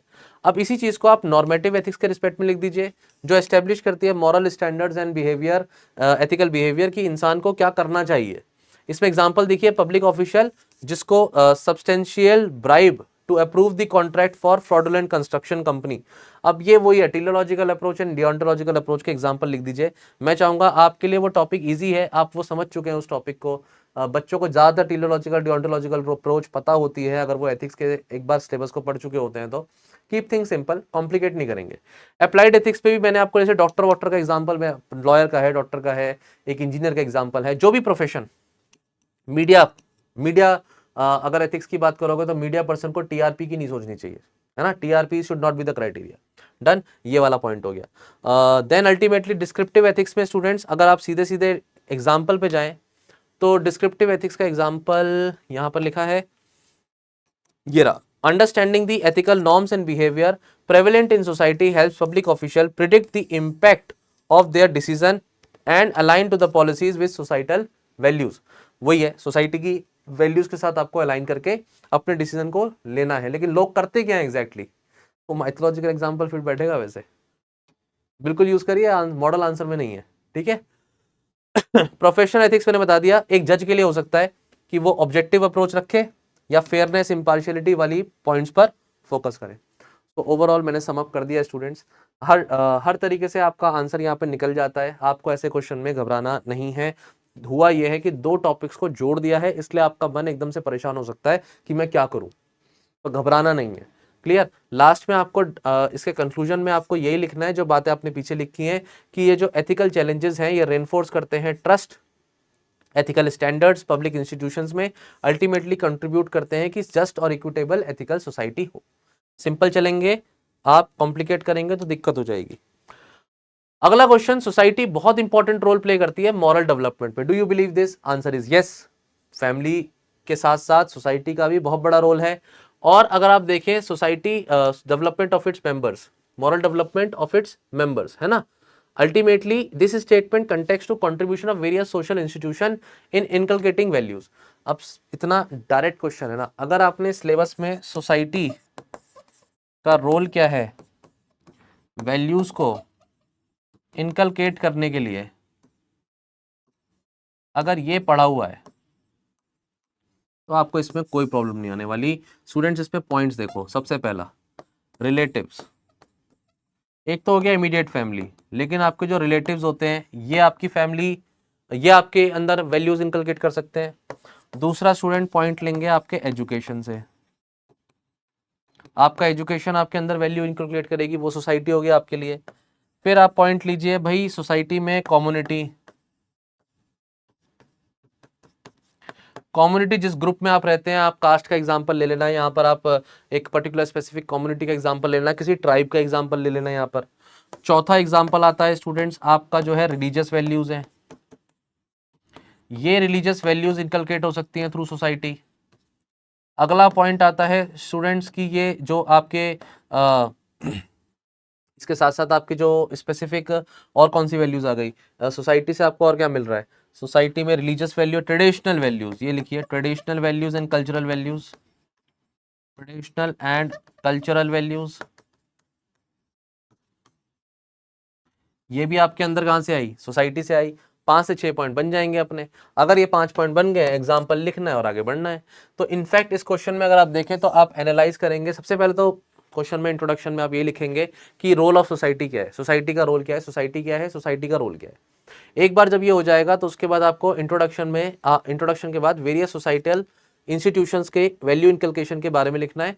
और क्योंकि इसमें चैलेंज भी पूछा हुआ है, कंटेक्स्ट टू कंट्रीब्यूशन, कंट्रीब्यूशन पूछा हुआ, चैलेंज वैसे पूछा नहीं है, लेकिन आप चाहें तो थोड़ा वे फॉरवर्ड दिखा सकते हैं कि मॉडर्न वैल्यूज भी आ रही हैं, मॉडर्न एरा आ रहा है, तो थोड़े से चैलेंजेस हैं, चाहे तो इसे वे फॉरवर्ड की तरह दिखा सकते हैं। लेकिन एग्जामिन करके, हाँ एग्जामिन करके बोला है तो आप दिखाना चाहिए, मतलब यू शुड राइट इट। अब आ जाते हैं मॉरल डेवलपमेंट क्या है, introduction moral development. Moral development में स्टूडेंट्स आपकी वही वाली बात है कि भाई सोसाइटी में है तो education, media, peer groups, religion, ये सारे के सारे कहीं ना कहीं आपके अंदर एथिकल प्रिंसिपल्स, आपके अंदर मोरालिटी, मॉरल वैल्यूज इनकलकेट करते हैं, आपको मॉरल डेवलपमेंट करते हैं। रैपिड टेक्नोलॉजिकल एडवांसमेंट हो रही है, लेकिन contribution context to the inculcating values, इसमें कहीं भी मॉडर्न वर्ड वैसे है नहीं, लेकिन आप चाहें तो लिख सकते हैं इस लाइन को कि फिर भी कुछ चैलेंजेस आ रहे हैं, बट अगर आप चाहें तो इसे अवॉइड भी किया जा सकता है और फोकस किया जा सकता है सोसाइटी पे, क्योंकि कहीं भी मॉडर्न वैल्यूज वर्ड लिखा नहीं है, क्योंकि कहीं भी लिखा नहीं है तो you can avoid it also. अब देखो इसमें ना एक बहुत बढ़िया चीज है जो मैं बताना चाहता हूं, इसमें आप चाहें तो लॉरेंस कोलबर्ग्स के 6 स्टेजेस हैं, 6 स्टेजेस या प्रोसेस है, प्रोसेस ऑफ मॉरल डेवलपमेंट, वो जरूर लिख सकते हैं। और इसमें रोल ऑफ एजुकेशन, इसमें रोल ऑफ सोसाइटी में,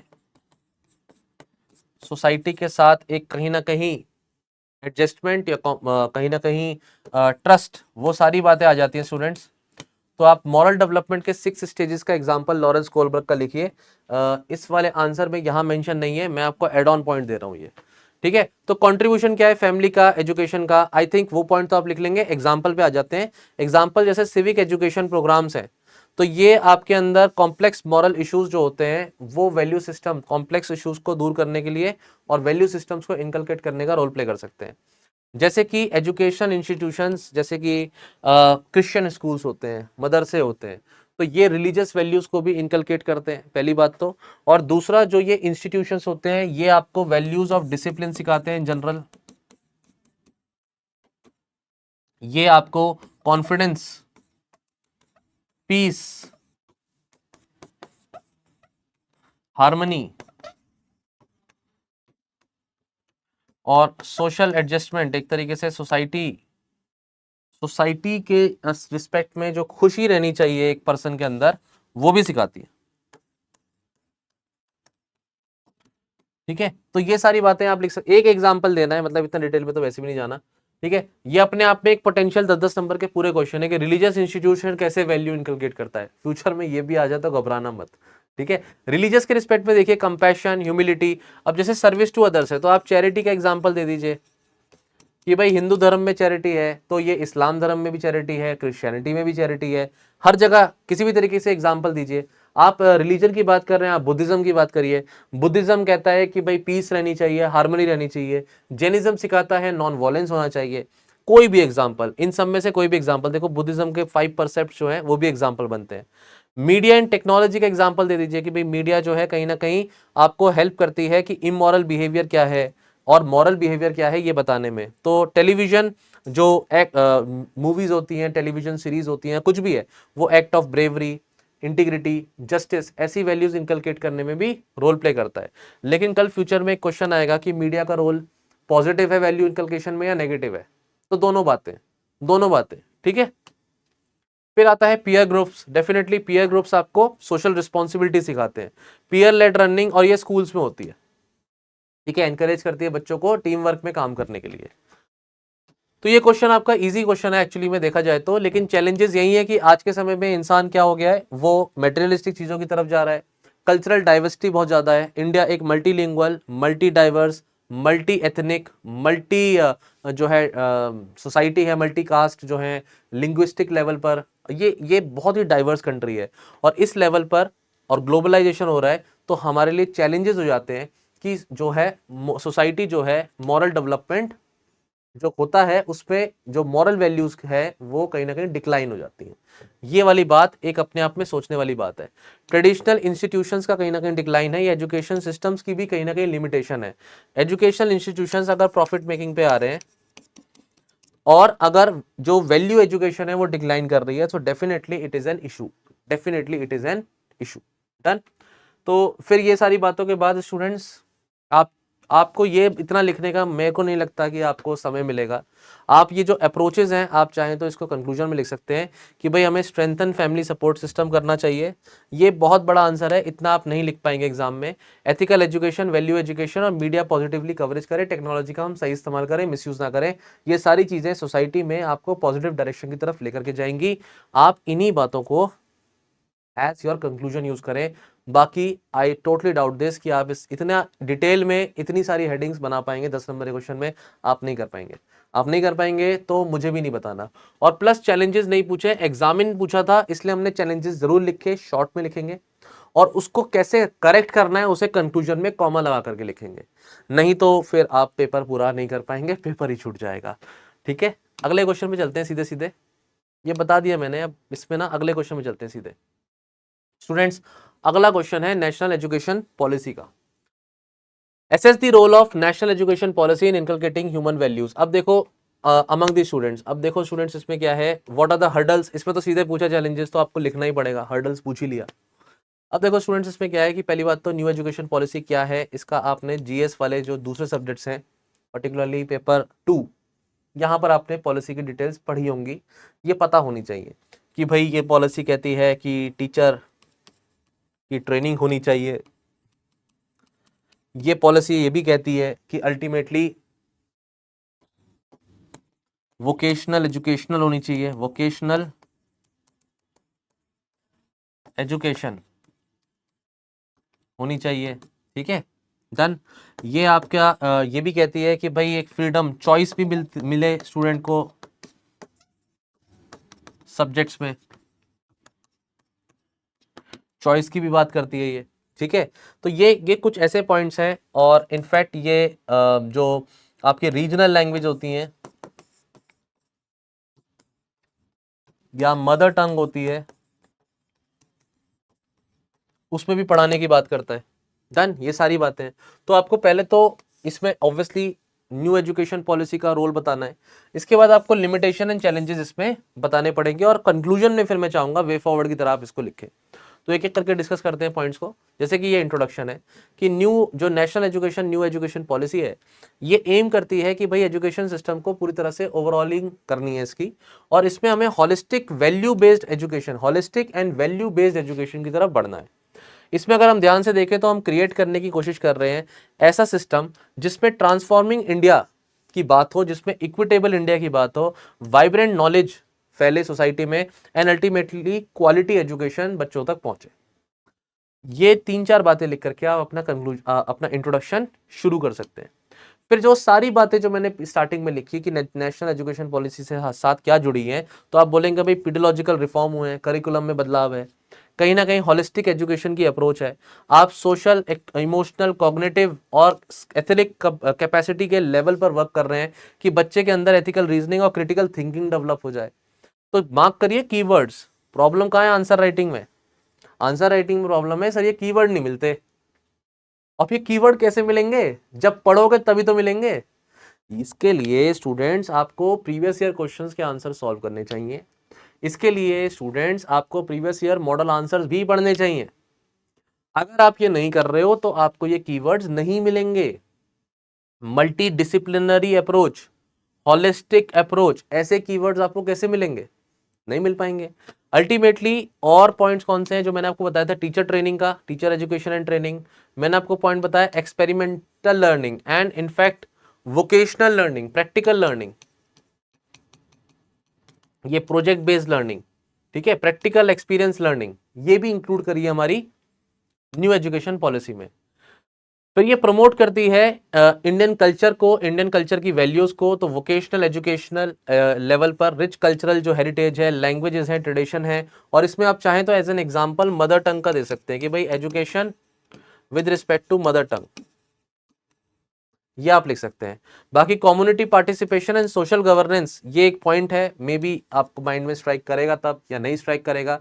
अब क्योंकि मॉडल आंसर आपके पास है तो you can at least, civic duty and responsibility भी की भी बात है कि अल्टीमेटली बच्चे को एजुकेशन मिलनी चाहिए। ऐसे क्वेश्चन में अगर आप चाहें तो कॉन्स्टिट्यूशन भी कोट कर सकते हैं कि कहीं ना कहीं आर्टिकल जो फंडामेंटल राइट है, आर्टिकल 21A, ये भी इस बारे में बात करता है।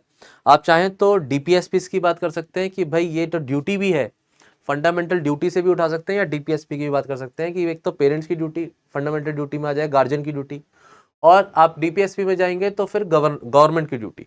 तो ये आप चाहें तो कॉन्स्टिट्यूशन से ये बातें भी पिक कर सकते हैं, जो कि आप सपोर्ट करिए कि कैसे इस चीज को नेशनल एजुकेशन पॉलिसी में इंक्लूड किया गया। डन।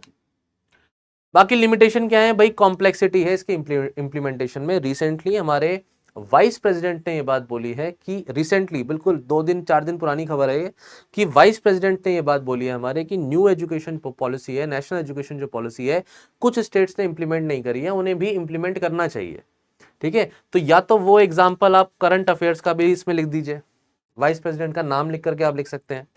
अल्टीमेटली कॉम्प्लेक्सिटी है क्योंकि प्रॉब्लम है टीचिंग मेथड्स में, प्रॉब्लम है टीचर्स की एजुकेशन में, प्रॉब्लम है टीचर्स की ट्रेनिंग में, प्रॉब्लम है इंफ्रास्ट्रक्चर की। मैं वो सारी बातें हैं, आप आराम से लिख सकते हो। भाई टीचर की प्रिपेयर्डनेस में प्रॉब्लम है, मैं दोबारा से लिख देता हूँ इस चीज को। भाई प्रॉब्लम्स हैं, इश्यूज हैं, और वो इश्यूज कौन कौन से हैं? भाई इश्यूज रिलेटेड है, सबसे पहले तो हमने बताया कि भाई कॉम्प्लेक्सिटी है इंप्लीमेंटेशन की, फिर इश्यूज हैं टीचर्स के प्रिपेयर होने की, प्रिपेयर्डनेस, तो टीचर्स की प्रिपरेशन या टीचर्स की ट्रेनिंग वाला इशू है। फिर इंफ्रास्ट्रक्चर लेवल पर इशू है, ठीक है। फिर इशू है इक्वालिटी का भी, और इसमें आप जेंडर इक्वलिटी लिख दीजिए। जेंडर डिस्पैरिटी है इन एजुकेशन, इस पर भी हमें वर्क करना है, ठीक है, इस पे भी हमें वर्क करना है। इनफैक्ट आप इसमें जो मेथोडोलॉजी है टीचिंग में, उस पे भी हमें वर्क करने की जरूरत है। साथ ही साथ इसमें दो हम इंक्लूड कर रहे हैं वैल्यू एजुकेशन, लेकिन ये वैल्यू एजुकेशन इम्पार्ट भी होनी चाहिए और बिहेवियर में भी आनी चाहिए। इसके इम्प्लीमेंटेशन पर हम कहीं ना कहीं अभी भी हमें वर्क करने की जरूरत है। You can right this 5 points. तो बाकी यही है। नेक्स्ट पॉइंट आपका है असेसमेंट मेथड्स, कैसे आप असेस करोगे बच्चे के परफॉर्मेंस को, वो वाला एस्पेक्ट है। सोशो इकोनॉमिक जितनी डिस्पैरिटी है कंट्री की, उसको कैसे मेंटेन करोगे, या वैल्यू एजुकेशन को हम इनकलकेट कैसे करें, ये भी हमारे अंदर एक चैलेंज आ रहा है। अल्टीमेटली एड्रेस करेंगे इन चैलेंजेस को टीचर्स की ट्रेनिंग देकर के। Now this point the all this points, इसके बाद अब आपके लिए मुश्किल है लिखना। चैलेंजेस हर्डल्स आपने लिख दिए हैं, अब आपको आना है कंक्लूजन पर। कंक्लूजन में आपके पॉइंट्स रहेंगे कि integrated curriculum design, teacher training, innovative assessments and curriculum localise adaptation and dynamic इसमें थोड़ा सा फ्लेक्सिबिलिटी आए पॉलिसी में और डायनेमिक रहे रीजन टू रीजन, ये ही तभी पॉसिबल हो पाएगा। और ताकि कोशिश भी करनी है कि रिसोर्सेज को भी हम अच्छे से एलोकेट करें। आप इन पॉइंट्स को कॉमा बना करके लिखिए कंक्लूजन में। दैट्स इट, इससे ज्यादा आप नहीं लिख पाएंगे एग्जाम में, इससे ज्यादा जरूरत भी नहीं है एग्जाम में। देखो इसी चीज को यहाँ पे लिख भी दिया है, देखा जाए तो इसी चीज को यहाँ पे लिख भी दिया है। तो instead of writing all these points separately, आप इनको एक साथ यहाँ लिखेंगे। आप चाहें तो कोठारी कमीशन का एग्जाम्पल दे दीजिए, आप चाहें तो कोठारी कमीशन का एग्जाम्पल दे दीजिए कि भाई 3 लैंग्वेज फॉर्मूला है ना। एक तो ये पॉइंट है कि भाई 3 लैंग्वेज मॉडल होना चाहिए, English, Hindi and regional language, ठीक है। एक तो ये पॉइंट है कोठारी कमीशन का। दूसरा पॉइंट दे सकते हैं किसी पर्टिकुलर एनजीओ से, जैसे प्रथम एनजीओ है, वो भी टाइम एंड अगेन क्या करती है, अपना असेसमेंट देती है कि बच्चे जो है कितना अच्छे से पढ़ाई कर रहे हैं, कितने अच्छे से जो है वो उनका परफॉर्मेंस चल रहा है, वो भी आती है। एक आपकी एसआर रिपोर्ट आती है, आप चाहें तो एसआर रिपोर्ट का भी कोई एग्जाम्पल लिख सकते हैं कि हाँ आज भी बच्चे जो हैं लिखने पढ़ने में उन्हें दिक्कत आ रही है और हमें एजुकेशन पॉलिसी को इंप्लीमेंट करते समय इस बात का ध्यान रखना है। ये कंक्लूजन भी हो सकता है दैट हमें ये बात का ध्यान रखना है कि हमें रीजनल नीड्स को भी फुलफिल करना होगा। डन। अब हम स्टूडेंट्स डिस्कस करेंगे केस स्टडीज। हमारे पास 2 केस स्टडीज हैं डिस्कस करने के लिए, 2 केस स्टडीज हैं डिस्कस करने के लिए। एक एक करके इन केस स्टडीज को डिस्कस करते हैं। मैं पहले केस स्टडीज आपको बता देता हूं, नो डाउट आपको ये पता होगी केस स्टडी, लेकिन फिर भी एक क्विकली हम डिस्कस कर लेते हैं कि मिड साइज्ड इंडियन स्टेट है। इसमें बेसिकली आपको बोला गया है कि भाई एम्बार्क्ड ऑन दी, मैं इधर आ जाता हूँ, the government embarked on the ambitious infrastructure development project चल रहा है उसमें। और इस प्रोजेक्ट में क्या करा जा रहा है, कोशिश करी जा रही है कि कंस्ट्रक्शन ऑफ हाईवेज हो, ब्रिजेस हो और all these things infrastructure level पर एमिनिटीज हो। हुआ यह है कि रमेश एक एक्सपीरियंस्ड आईएएस ऑफिसर हैं और Ramesh as an IAS officer यहां पर उनकी ड्यूटी बनती है, वो इंटीग्रिटी वाले पर्सन है, उनकी वैल्यूज यहां पे दिखा दी गई है, वो इंटीग्रिटी वाले पर्सन है स्टूडेंट्स, उनकी वैल्यू इंटीग्रिटी की है और अपॉइंट किए गए हैं प्रोजेक्ट डायरेक्टर की तरह। Clear. Ultimately however the project gained momentum, Ramesh को एनकाउंटर करते हैं मिस्टर शर्मा। मिस्टर शर्मा एक बड़े कॉन्ट्रैक्टर हैं, वो एक लुक्रेटिव ऑफर के साथ आते हैं, राकेश जी के पास, रमेश जी के पास। और रमेश जी के पास वो आके कहते हैं कि भाई उनकी कंपनी को अच्छे अवार्ड वगैरह मिले हैं पहले और वो जरूर चाहेंगे कि वो कंस्ट्रक्शन का टेंडर जो है, कॉन्ट्रैक्ट जो है उन्हें मिले। एंड अल्टीमेटली वो ये भी कह रहे हैं कि उनकी एक्सपर्टीज भी अच्छी है।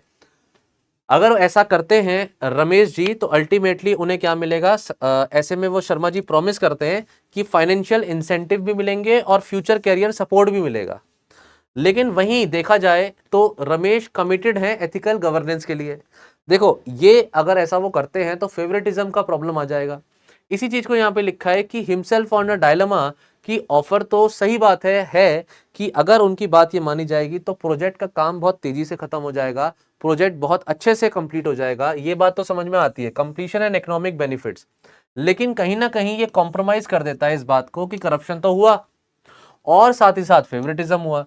भाई टेंडर डलना चाहिए, जिसकी सबसे कम बोली हो उसको टेंडर मिलना चाहिए, बहुत सारे इसमें जो प्रोटोकॉल्स है वो फॉलो होने चाहिए। इसी चीज को बताते हुए on the other hand rejecting the offer, अगर वो ऑफर को रिजेक्ट कर देते हैं तो भाई ये वाली बात है, पहली बात तो जो फाइनेंशियल उनको इंसेंटिव मिलता या सपोर्ट मिलता फ्यूचर में वो चला जाएगा। खैर वो पर्सन ऑफ इंटीग्रिटी है, वो इस चीज को इग्नोर भी कर सकते हैं, लेकिन वो इस चीज को इग्नोर नहीं कर पा रहे कि अगर इनको प्रोजेक्ट नहीं दिया तो कहीं ना कहीं प्रोजेक्ट में डिले आ जाएंगे, और जब डिले आ जाएंगे तो वो कहीं ना कहीं ये इन्फ्लुएंशियल पर्सन है, ये प्रोजेक्ट डिले होगा ब्यूरोक्रेटिक हर्डल्स की वजह से। इस पूरी सिचुएशन में ये बोला गया है the situation become more complex, जब प्रपोज जो पर्टिकुलर जो प्रपोजल है, शर्मा जी का जो प्रपोजल है ये पब्लिक में हो गया, ये पब्लिक में आ गया और एक मीडिया की आउटरीच आ गई, पब्लिक स्क्रूटिनी हो गई कि भाई ये क्या नेक्सस है, ये फेवरेटिज्म हो रहा है। ऐसे में various stakeholders including civil society organisation, political leaders, general public ये डिमांड कर रहे हैं कि भाई पूरा सिस्टम में ट्रांसपेरेंसी हो, पूरे सिस्टम में अकाउंटेबिलिटी हो। तो रमेश फेस कर रहे हैं अब ये चैलेंज। चैलेंज क्या है? Navigating the ethical particular quandary that while maintaining the public trust ensuring the project successful completion। अब तो एक तो transparency in the system, public का ट्रस्ट और साथ ही साथ सक्सेसफुल प्रोजेक्ट का कंप्लीशन, ये उनकी जिम्मेदारी है। इस केस स्टडी में बहुत सी बातें ऑलरेडी लिख दी हैं, ऑलरेडी लिख दी हैं, मतलब इसमें आधे से ज्यादा पॉइंट्स तो आपको केस स्टडी से ही मिल जाएंगे। सीधे आते हैं क्वेश्चंस पर। क्वेश्चन देखिए इसमें सिंपल है। पहला है कि भाई इसमें एथिकल डायलेमा कौन कौन से हैं। सबसे पहला पॉइंट है एथिकल डायलेमा कौन कौन सा है रमेश जो फेस कर रहे हैं। रमेश जी के पास जो ऑप्शन है उसमें अगर वो प्रपोजल एक्सेप्ट कर लेते हैं, रमेश जी का प्रपोजल जो रिजेक्ट कर देते हैं, शर्मा जी का जो प्रपोजल है रमेश जी वो रिजेक्ट कर देते हैं, रिजेक्शन ऑफ शर्मा जी इस proposal and report the incident, या शर्मा जी के प्रपोजल को रिजेक्ट करें और ऑल्टरनेटिव सॉल्यूशन सोचें। सो डिस्कस करने हैं हमें फायदे और नुकसान ऐसे पर्टिकुलर केस स्टडी के। स्टूडेंट जब भी हम केस स्टडी लिखते हैं तो केस स्टडी में सबसे पहली लाइन जो हम लिखते हैं वो जरूर इस बारे में बताते हैं कि ये केस स्टडी किस बारे में। तो अगर आप देखें तो ये केस स्टडी इस बारे में है कि फेवरेटिज्म, करप्शन एक इशू है जो फेस कर रहे हैं यहाँ पर रमेश जी। साथ ही साथ वो इस प्रॉब्लम से भी जूझ रहे हैं कि ये उनकी ड्यूटी भी है कि प्रोजेक्ट वो टाइम पर कंप्लीट करें। तो ये केस स्टडी बेसिकली एक डायलेमा की है कि एक पर्सन को यहाँ पर क्या करना चाहिए। तो Ramesh as an IAS officer जो पर्सन ऑफ इंटीग्रिटी है वो एक मॉरल डायलेमा महसूस कर रहे हैं यहाँ पर कि mister Sharma as a powerful business tycoon की लुक्रेटिव ऑफर को वो एक्सेप्ट करें, या फिर वो एथिकल जो पर्टिकुलर गवर्नेंस होती है उसके प्रिंसिपल को, ट्रांसपेरेंसी के प्रिंसिपल को, या फिर जो जो जो सही है ऑनेस्टी के प्रिंसिपल को फेवर करें। इंट्रोडक्शन लिखने के बाद मैं एडवाइस करूंगा कि आप स्टेक होल्डर्स बताएं। स्टेक होल्डर्स बताने से ये फायदा होता है कि आपको आधे से ज्यादा आंसर की डायरेक्शन मिल जाती है, किस डायरेक्शन में लिखना है। इसमें स्टेक होल्डर्स नहीं पूछे हैं तो मैं एडवाइस नहीं करूंगा कि आप उनके सारे इंटरेस्ट को यहां पर एग्जाम में लिखें। You will not do that. मैंने जबकि आंसर में दिखा रहा हूं मैं आपको, लेकिन फिर भी मैं आपसे ये कह रहा हूं कि आपके पास उतना टाइम नहीं है कि आप सारे के सारे सबके इंटरेस्ट को आप मेंशन करें। If you are going to do that definitely paper छूटेगा। अजीब सी बात लेकिन सच बात। तो हम क्या कर सकते हैं, हम एक डायग्राम बना सकते हैं। उस डायग्राम में हम लिखेंगे stakeholders, stakeholders in the case study, और उन स्टेक होल्डर्स के हम नाम बता सकते हैं। उनका पहला नाम तो रमेश जी खुद हैं, दूसरा नाम शर्मा जी हैं, मिस्टर शर्मा, मिस्टर रमेश। आप चाहें तो इनकी डेजिग्नेशन लिख सकते हैं, आईएएस ऑफिसर, कॉन्ट्रैक्टर, ठीक है। सिविल सोसाइटी का रोल है,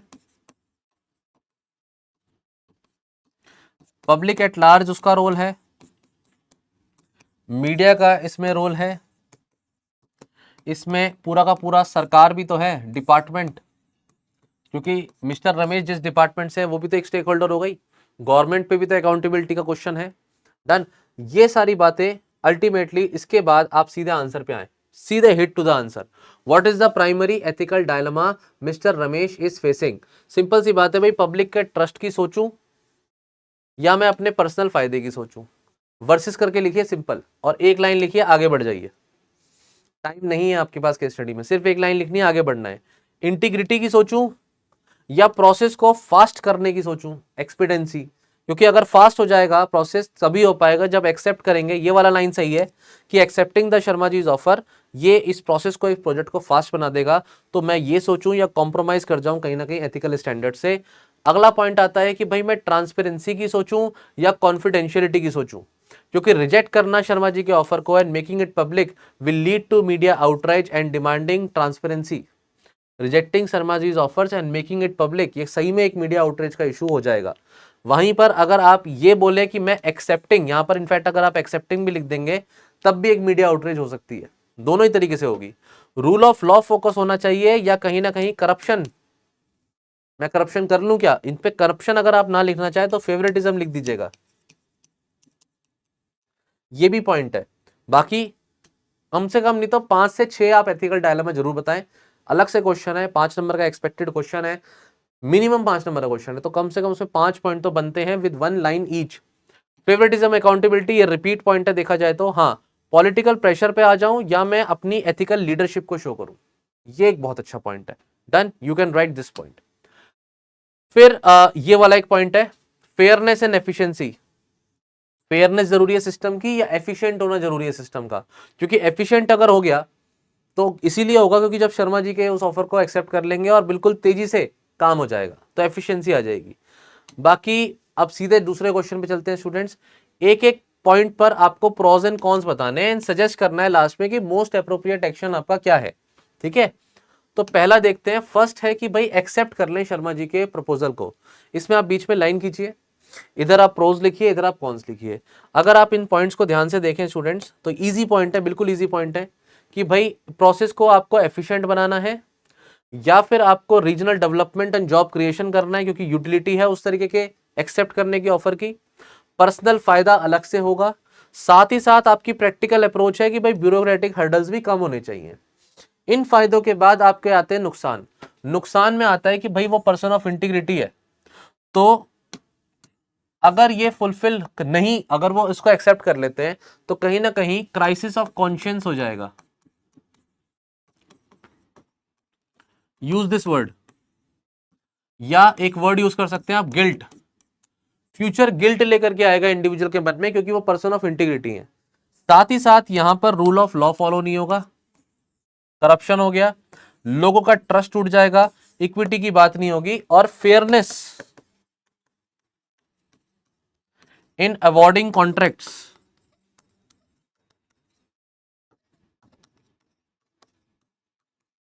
ये भी तो नहीं होगा। डन, तो ये सारे पॉइंट्स आपके आ गए फर्स्ट टॉपिक से। सेकंड आपका आ गया कि रिजेक्ट करें शर्मा जी के प्रपोजल को और रिपोर्ट कर दें इंसिडेंट को।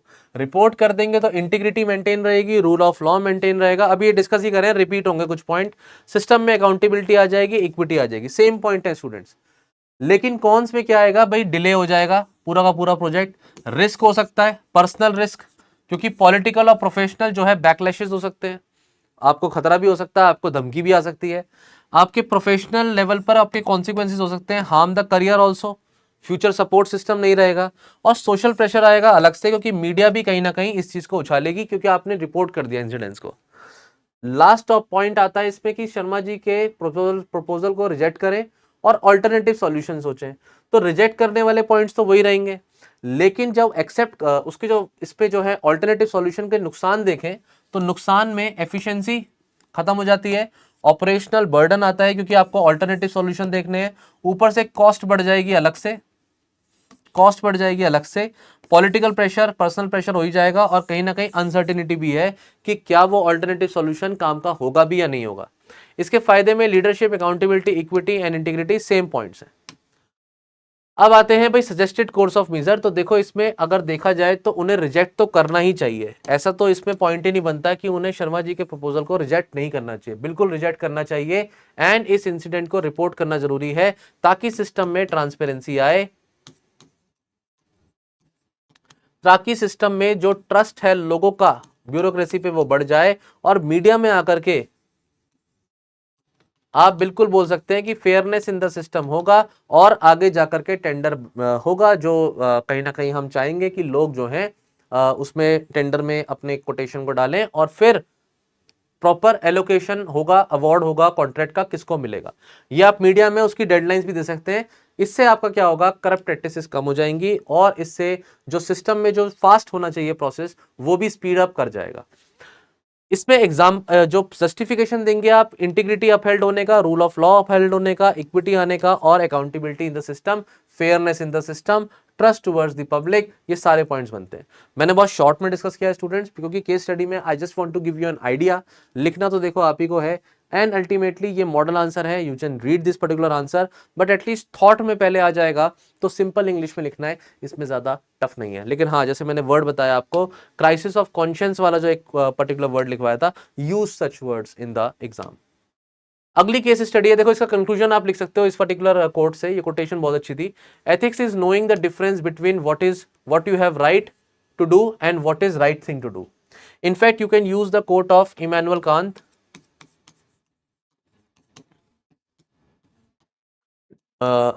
Do right, do the right thing,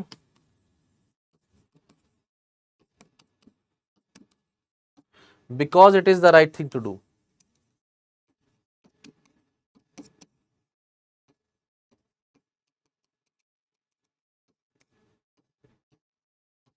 right तो ऐसे कुछ कोटेशन जरूर याद रखिए स्टूडेंट्स, ये आपको हेल्प करेंगे एग्जाम में। अगला केस स्टडी आप देखिए स्टूडेंट्स, ये केस स्टडी आपकी है लीडिंग टेक्नोलॉजी कंपनी की। इसमें टेक सॉल्यूशंस करके इस कंपनी का नाम है, और इसमें आपको क्या करना है, इसमें आपको बताया गया सीनियर सॉफ्टवेयर इंजीनियर है कोई, सीनियर सॉफ्टवेयर इंजीनियर जो है राजीव नाम है उनका, तो नाम का जरूर याद रखना है केस स्टडी में, कहीं कंफ्यूजन ना हो जाए। ये एक एथिकल डायलेमा फेस कर रहे हैं। कंपनी एक प्रोजेक्ट लॉन्च कर रही है, और उस प्रोजेक्ट में क्या है कि न्यू एनक्रिप्शन सॉफ्टवेयर है एक, जो बिल्कुल प्रॉमिस करता है लोगों को उनकी डाटा सिक्योरिटी के रिस्पेक्ट में, उनकी प्राइवेसी के रिस्पेक्ट में, millions of users world wide. और इस प्रोडक्ट को क्या करा जा रहा है कि भाई एक्सटेंसिव टेस्टिंग होती है इस प्रोडक्ट की, और कुछ समय के बाद आपको, और इसमें जो है डिफरेंट स्टेक होल्डर्स भी हैं, इसमें मीडिया कवरेज भी ईगरली इस रिलीज के लिए वेट कर रहा है। अब इसकी जो फाइनल टेस्टिंग होती है स्टूडेंट्स, उसमें राजीव को ये बात पता चलती है कि जो ये पूरा का पूरा प्रोजेक्ट है, इसमें कुछ ना कुछ फ्लॉज है, और इस सॉफ्टवेयर के जो पर्टिकुलर फ्लॉज हैं, एल्गोरिदम के जो फ्लॉज हैं, वो कहीं ना कहीं लोगों की जो डाटा सिक्योरिटी है उसको कॉम्प्रोमाइज करता है। अगर वो उसको कॉम्प्रोमाइज कर रहा है स्टूडेंट्स, तो ये फ्लॉ जो है एक्सप्लॉइट करा जाएगा। तो कोई ना कोई पर्सन अगर चाहे तो अनऑथराइज्ड एक्सेस कर सकता है सेंसिटिव इंफॉर्मेशन की, यूजर की, उसकी बातें बता रखी हैं। अब राजीव क्या करते हैं, राजीव ना इस प्रॉब्लम को समझ करके अपने मैनेजर के पास जाते हैं। तो वो सीनियर सॉफ्टवेयर है, मैनेजर के पास गए, मैनेजर का नाम है मिसेस अंजलि, मिस अंजलि, ठीक है। ये मिस अंजलि जो है, ये basically under the immense pressure है टॉप अथॉरिटी की तरफ से, और अल्टीमेटली वो कहती है, वो बेसिकली मैं शॉर्ट में बता देता हूं, वो राजीव को ये कहती हैं कि to remain silent and proceed with the launch, assuring him that we will going to, हम बाद में जाकर के इस प्रॉब्लम को सॉल्व कर लेंगे, ठीक है। अब अंजलि जो है बिल्कुल जानती है इस बात को कि फाइनेंशियल रिपरकशंस भी हैं अगर उन्होंने इसको प्रोजेक्ट को टाइम पे लॉन्च नहीं किया तो, और मीडिया कवरेज भी बहुत हो चुका है, तो बड़ी बदनामी हो जाएगी एक्चुअली में, ठीक है। अल्टीमेटली राजीव जो है उस प्रॉब्लम में है कहीं ना कहीं कि प्रोफेशनल ऑब्लिगेशन को फॉलो करे जो सीनियर ने बोला है, या फिर वो अपनी पर्सनल इंटीग्रिटी के बारे में सोचे। इसी के साथ साथ वो एक क्रिटिकल डिसीजन मेकिंग में फंसा हुआ है, और डीपली कंसर्न्ड है अबाउट द एथिकल इंप्लीकेशन, कि अगर ये प्रोडक्ट रिलीज हो गया तो इससे कितना नुकसान हो सकता है। अब एक पॉइंट इन्होंने और दे दिया कि एडिशनली राजीव को ये बात और पता चली कि कहीं ना कहीं ये पर्टिकुलर एक दूसरी कंपनी है, he is aware of the legal consequences and trust of billion customers. और इसको इनफैक्ट एक बात और पता चलती है, इसमें बीच में लिखा हुआ है कि कोई दूसरी कंपनी है जो इस तरीके के, ये वाला लिखा हुआ पॉइंट, फर्दर राजीव को ये भी पता लगता है कोई दूसरी कंपनी है जो इस तरीके के प्रोडक्ट को रिलीज करना चाहती है। अगर ऐसा इन्होंने अभी प्रोडक्ट को रिलीज नहीं किया तो अल्टीमेटली जो बिजनेस में जो उनका कॉस्ट लगा हुआ है, और जो कंपनी को इसके फायदे हो सकते थे, मार्केट शेयर था, उसका कहीं ना कहीं उनको लॉस हो जाएगा। इन सारी बातों को ध्यान में रख करके स्टूडेंट्स अब केस स्टडी यहां पर फर्दर डिस्कशन की जाएगी। तो देखो क्वेश्चन क्या है, पहला क्वेश्चन है कि Rajiv should address this course to miss Anjali and top management while maintaining his professional integrity. तो राजीव को कैसे ये चीज मैनेजमेंट तक बताने की जरूरत है। इंट्रोडक्शन में आपको बिल्कुल सेम पॉइंट लिखना है कि राजीव जो है कहीं ना कहीं इंटेंस प्रेशर में है, आप उसका जो डायलेमा है उसी को एक्सप्लेन कर दीजिए। राजीव के डायलेमा को स्टूडेंट्स आप इंट्रोडक्शन में एक्सप्लेन कर दीजिए और आगे बढ़ जाइए। स्टेक होल्डर्स आप जरूर लिखिए, अगर आपको लगता है आपको लिखना चाहिए, आपके पास समय है तो जरूर लिखिए। स्टेक होल्डर्स लिखने के नंबर नहीं मिलेंगे, उनके इंटरेस्ट आप नहीं लिख पाएंगे एग्जाम में, आप मत लिखिएगा। लेकिन इस पर्टिकुलर आंसर से मैं ये चाहूंगा कि इन पॉइंट्स को आप पिक करिए और जो प्रोज एंड कॉन्स है, मेरिट डिमेरिट है ऑप्शन के, वहां यूज कर लीजिए। ठीक है, आगे चले। अब क्वेश्चन आता है, अब क्वेश्चन आता है कैसे राजीव एड्रेस करे इस प्रॉब्लम को। तो भाई राजीव को पहली बात तो ऑनेस्टी और ट्रांसपेरेंसी के साथ अपनी बात को मैनेजमेंट को कह देनी चाहिए। दूसरा है अपनी एथिकल ड्यूटी और अपनी रिस्पॉन्सिबिलिटी को समझना चाहिए कि क्या वो चीज गलत है या वो चीज गलत नहीं है। जैसे कि एक पिछला एग्जांपल है कि एक IEEE कोड ऑफ एथिक्स होते हैं, जो डिस्क्लोजर ऑफ फैक्टर्स होते हैं endangering public health and safety. ये इंजीनियरिंग सॉफ्टवेयर लेवल पर कुछ एथिकल कोड है। कोशिश करिए इस पॉइंट को तो याद कर ही लीजिए, फ्यूचर में भी ऐसी केस स्टडी आएगी तो आपको आइडिया रहेगा। साथ ही साथ आप देखें तो national society of professional engineers, इस एग्जांपल को आप देना चाहें दीजिए, नहीं देना चाहें मत दीजिए, इसमें कोई बड़ी बात नहीं है। IEEE कोड वाले एग्जाम्पल को जरूर दीजिए। ठीक है, डन। फिर legal and regulatory compliance, Rajiv को यह भी समझाना पड़ेगा कि भाई अगर हमने इसको एडहेयर नहीं किया, सही तरीके से हम नहीं चले, तो कहीं ना कहीं इसके लीगल कॉन्सिक्वेंसेस होंगे, और लीगल कॉन्सिक्वेंसेस अगर होते हैं तो कंपनी को भारी नुकसान हो सकता है। Digital personal data protection act of 2003, you can refer to this particular point, very good point. Then user trust and company की रेपुटेशन, इसको खतरा, तो फिर फ्यूचर में आप नुकसान ही झेलोगे ना। कैम्ब्रिज एनालिटिक्स का एक केस हुआ था, स्कैंडल हुआ था, जिसमें उनके ऊपर ये आरोप लगे थे कि उन्होंने इलेक्शंस में मैनिपुलेट किया है लोगों को, फेसबुक के डाटा को उनको यूज करके। डन। विसल ब्लोअर प्रोटेक्शन होनी चाहिए, उनको ये भी बताना चाहिए कि हम जो है कहीं ना कहीं किसी ना किसी तरीके से हमें अपनी प्रोफेशनल इंटीग्रिटी पर टिके रहना है और करेजियसली इस काम को करना है। और अगर सीनियर्स फिर भी उनको प्रेशराइज करते हैं कि उन्हें गलत काम करना है, तो उन्हें विसल ब्लोअर प्रोटेक्शन जैसे पॉइंट की बात होनी चाहिए कि भाई विसल ब्लोइंग कर देनी चाहिए इन दैट केस। ठीक है, बट पहली कोशिश नहीं होगी विसल ब्लोइंग लास्ट कोशिश होगी। In what ways can Rajiv ensure that flaw is addressed without compromising the launch? उसके लिए वो रिस्क असेसमेंट करें कि कितना भारी नुकसान हो सकता है, पहला पॉइंट। दूसरा पॉइंट वो क्या करें, एथिक्स कमिटी को इसमें इन्वॉल्व करें ताकि फ्यूचर में उनकी जॉब के ऊपर ना आए। क्रॉस फंक्शनल टास्क फोर्स, एक ऐसी फोर्स बनाई जाए, ये वर्ड स्टूडेंट्स आप तभी लिख पाएंगे जब आप केस स्टडीज में डिस्कशन को सुनेंगे या इनके मॉडल आंसर्स को पढ़ेंगे। तो इन कीवर्ड्स को नोट करके रखिए अपनी कॉपी में, और इन्हें एग्जाम में कोई केस स्टडी आए तो यूज करिए। जैसे कि क्रॉस फंक्शनल टास्क फोर्स, इसका मतलब क्या है, suggested creating a task force members for various department, जो इस तरीके की प्रॉब्लम को अर्जेंटली लॉन्च होते ही टैकल करे। साथ ही साथ इस पे फेज्ड लॉन्च भी हो सकता है, हम जरूरी नहीं है पूरे प्रोडक्ट को लॉन्च करें, हम उसके पार्शियल फीचर्स को भी लॉन्च कर सकते हैं। कंपनी ये भी कर सकती है अगर वो चाहे तो। लास्ट में ट्रांसपेरेंट कम्युनिकेशन हो सभी स्टेक होल्डर्स के साथ कि दिक्कत क्या है और दिक्कत को कैसे ठीक किया गया है, वो चाहे तो करें, लेकिन तो ये मुश्किल तो है, नो डाउट। फिर इंटरिम अपडेट उन्हें लेनी चाहिए समय समय पर, और लास्ट में एक्सटर्नल एक्सपर्टीज, अगर उनकी कंपनी सक्षम नहीं है, वो 100% डेडिकेटेडली इस तरीके से काम को नहीं कर पा रही है, तो उन्हें एक्सटर्नल एजेंसी के भी सपोर्ट ले लेनी चाहिए। लास्ट पॉइंट है क्वालिटी एश्योरेंस, क्वालिटी एश्योरेंस भी बहुत जरूरी है कि प्रोडक्ट जो है सही है या नहीं। डन।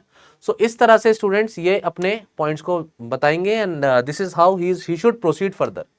नेक्स्ट आता है स्टूडेंट्स, नेक्स्ट टॉपिक आता है कि ये आपका नेक्स्ट क्वेश्चन कि भाई tech solution develop policies to prevent such ethical dilemmas in the future and ensure balance between the business objectives and ethical standards. Future की बात हो रही है, फ्यूचर में हमें यूजर सेंट्रिक पॉलिसी बनानी है, हमें जो है कहीं ना कहीं कंटेंजेंसी प्लान्स बनाने हैं।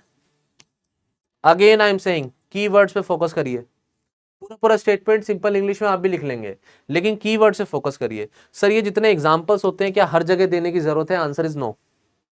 सब जगह हर जगह एग्जाम में आंसर देने की जरूरत नहीं है, आप 3 एग्जाम्पल दीजिए, आगे बढ़िए। हर जगह एग्जाम्पल आप नहीं दे पाएंगे, ठीक है। खैर यहाँ मेरा काम है एग्जाम्पल को जरूर बताना, आप दें या नहीं दें, या कौन सा आंसर चूज करना है, एग्जाम्पल चूज करना है, ये आपकी मर्जी है।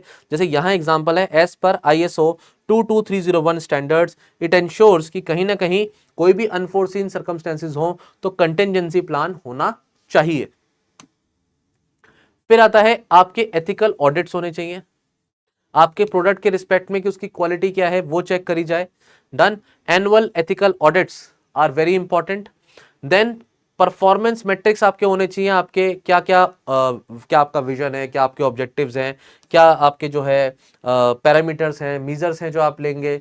ये एक ना पूरी की पूरी वी, ये लिखा हुआ है यहाँ पर, हाँ V2MOM, ये बेसिकली क्या है, implementing the evaluation system akin to Salesforce V2MOM, vision, values, methods, obstacle and measures, integrating ethics into the performance metrics.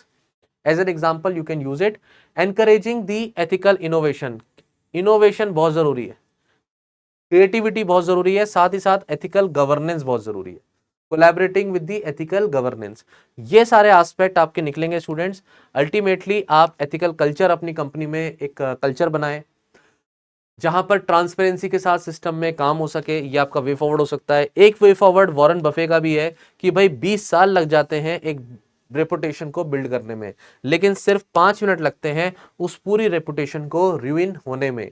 इस बात का ध्यान रख करके you can conclude that ultimately Mr. Rajiv should act fairly and adhere to the principles of integrity so that he can ensure future accountability and transparency in the system। ऐसे करके उन्हें अपने जो सच्चाई है उसके साथ आगे चलना चाहिए और यूजर्स की प्राइवेसी और डाटा प्रोटेक्शन का भी ध्यान रखना है। ये बात आप कहीं ना कहीं बीच में लिख सकते हैं। तो विद दिस स्टूडेंट्स हमने पूरे के पूरे 7 क्वेश्चंस का यहाँ प्रॉपर डिस्कशन किया है। आई होप इस डिस्कशन से आपको कुछ चीजें सीखने को मिली। वो सारे स्टूडेंट्स जो पेपर आंसर राइटिंग नहीं कर रहे हैं, मैं उनको फिर से बोलूंगा आप आंसर राइटिंग करिए। प्रैक्टिस जो हमारा टेलीग्राम चैनल है, ग्रुप है ओनली आईएएस का, PW ओनली आईएएस का, उस पर PW only IAS practice group, ये जो टेलीग्राम चैनल है हमारा, इस पर आप जरूर अपने आंसर्स को शेयर करिए। वो प्रॉपर इवेल्युएट होते हैं स्टूडेंट्स, उनकी इवेल्युएशन से आपको सीखने को मिलता है। और जो स्टूडेंट्स आंसर राइटिंग नहीं कर रहे हैं, जो सेशन देख रहे हैं, मैं चाहूंगा कि जो सेशन से अच्छी अच्छी बातें आपको समझ में आती हैं उन्हें अपनी कॉपी में, अपने नोट्स में इनकलकेट करिए और उन्हें अपनी फ्यूचर आंसर राइटिंग में यूज करिए। With this students, good wishes, see you in the next session.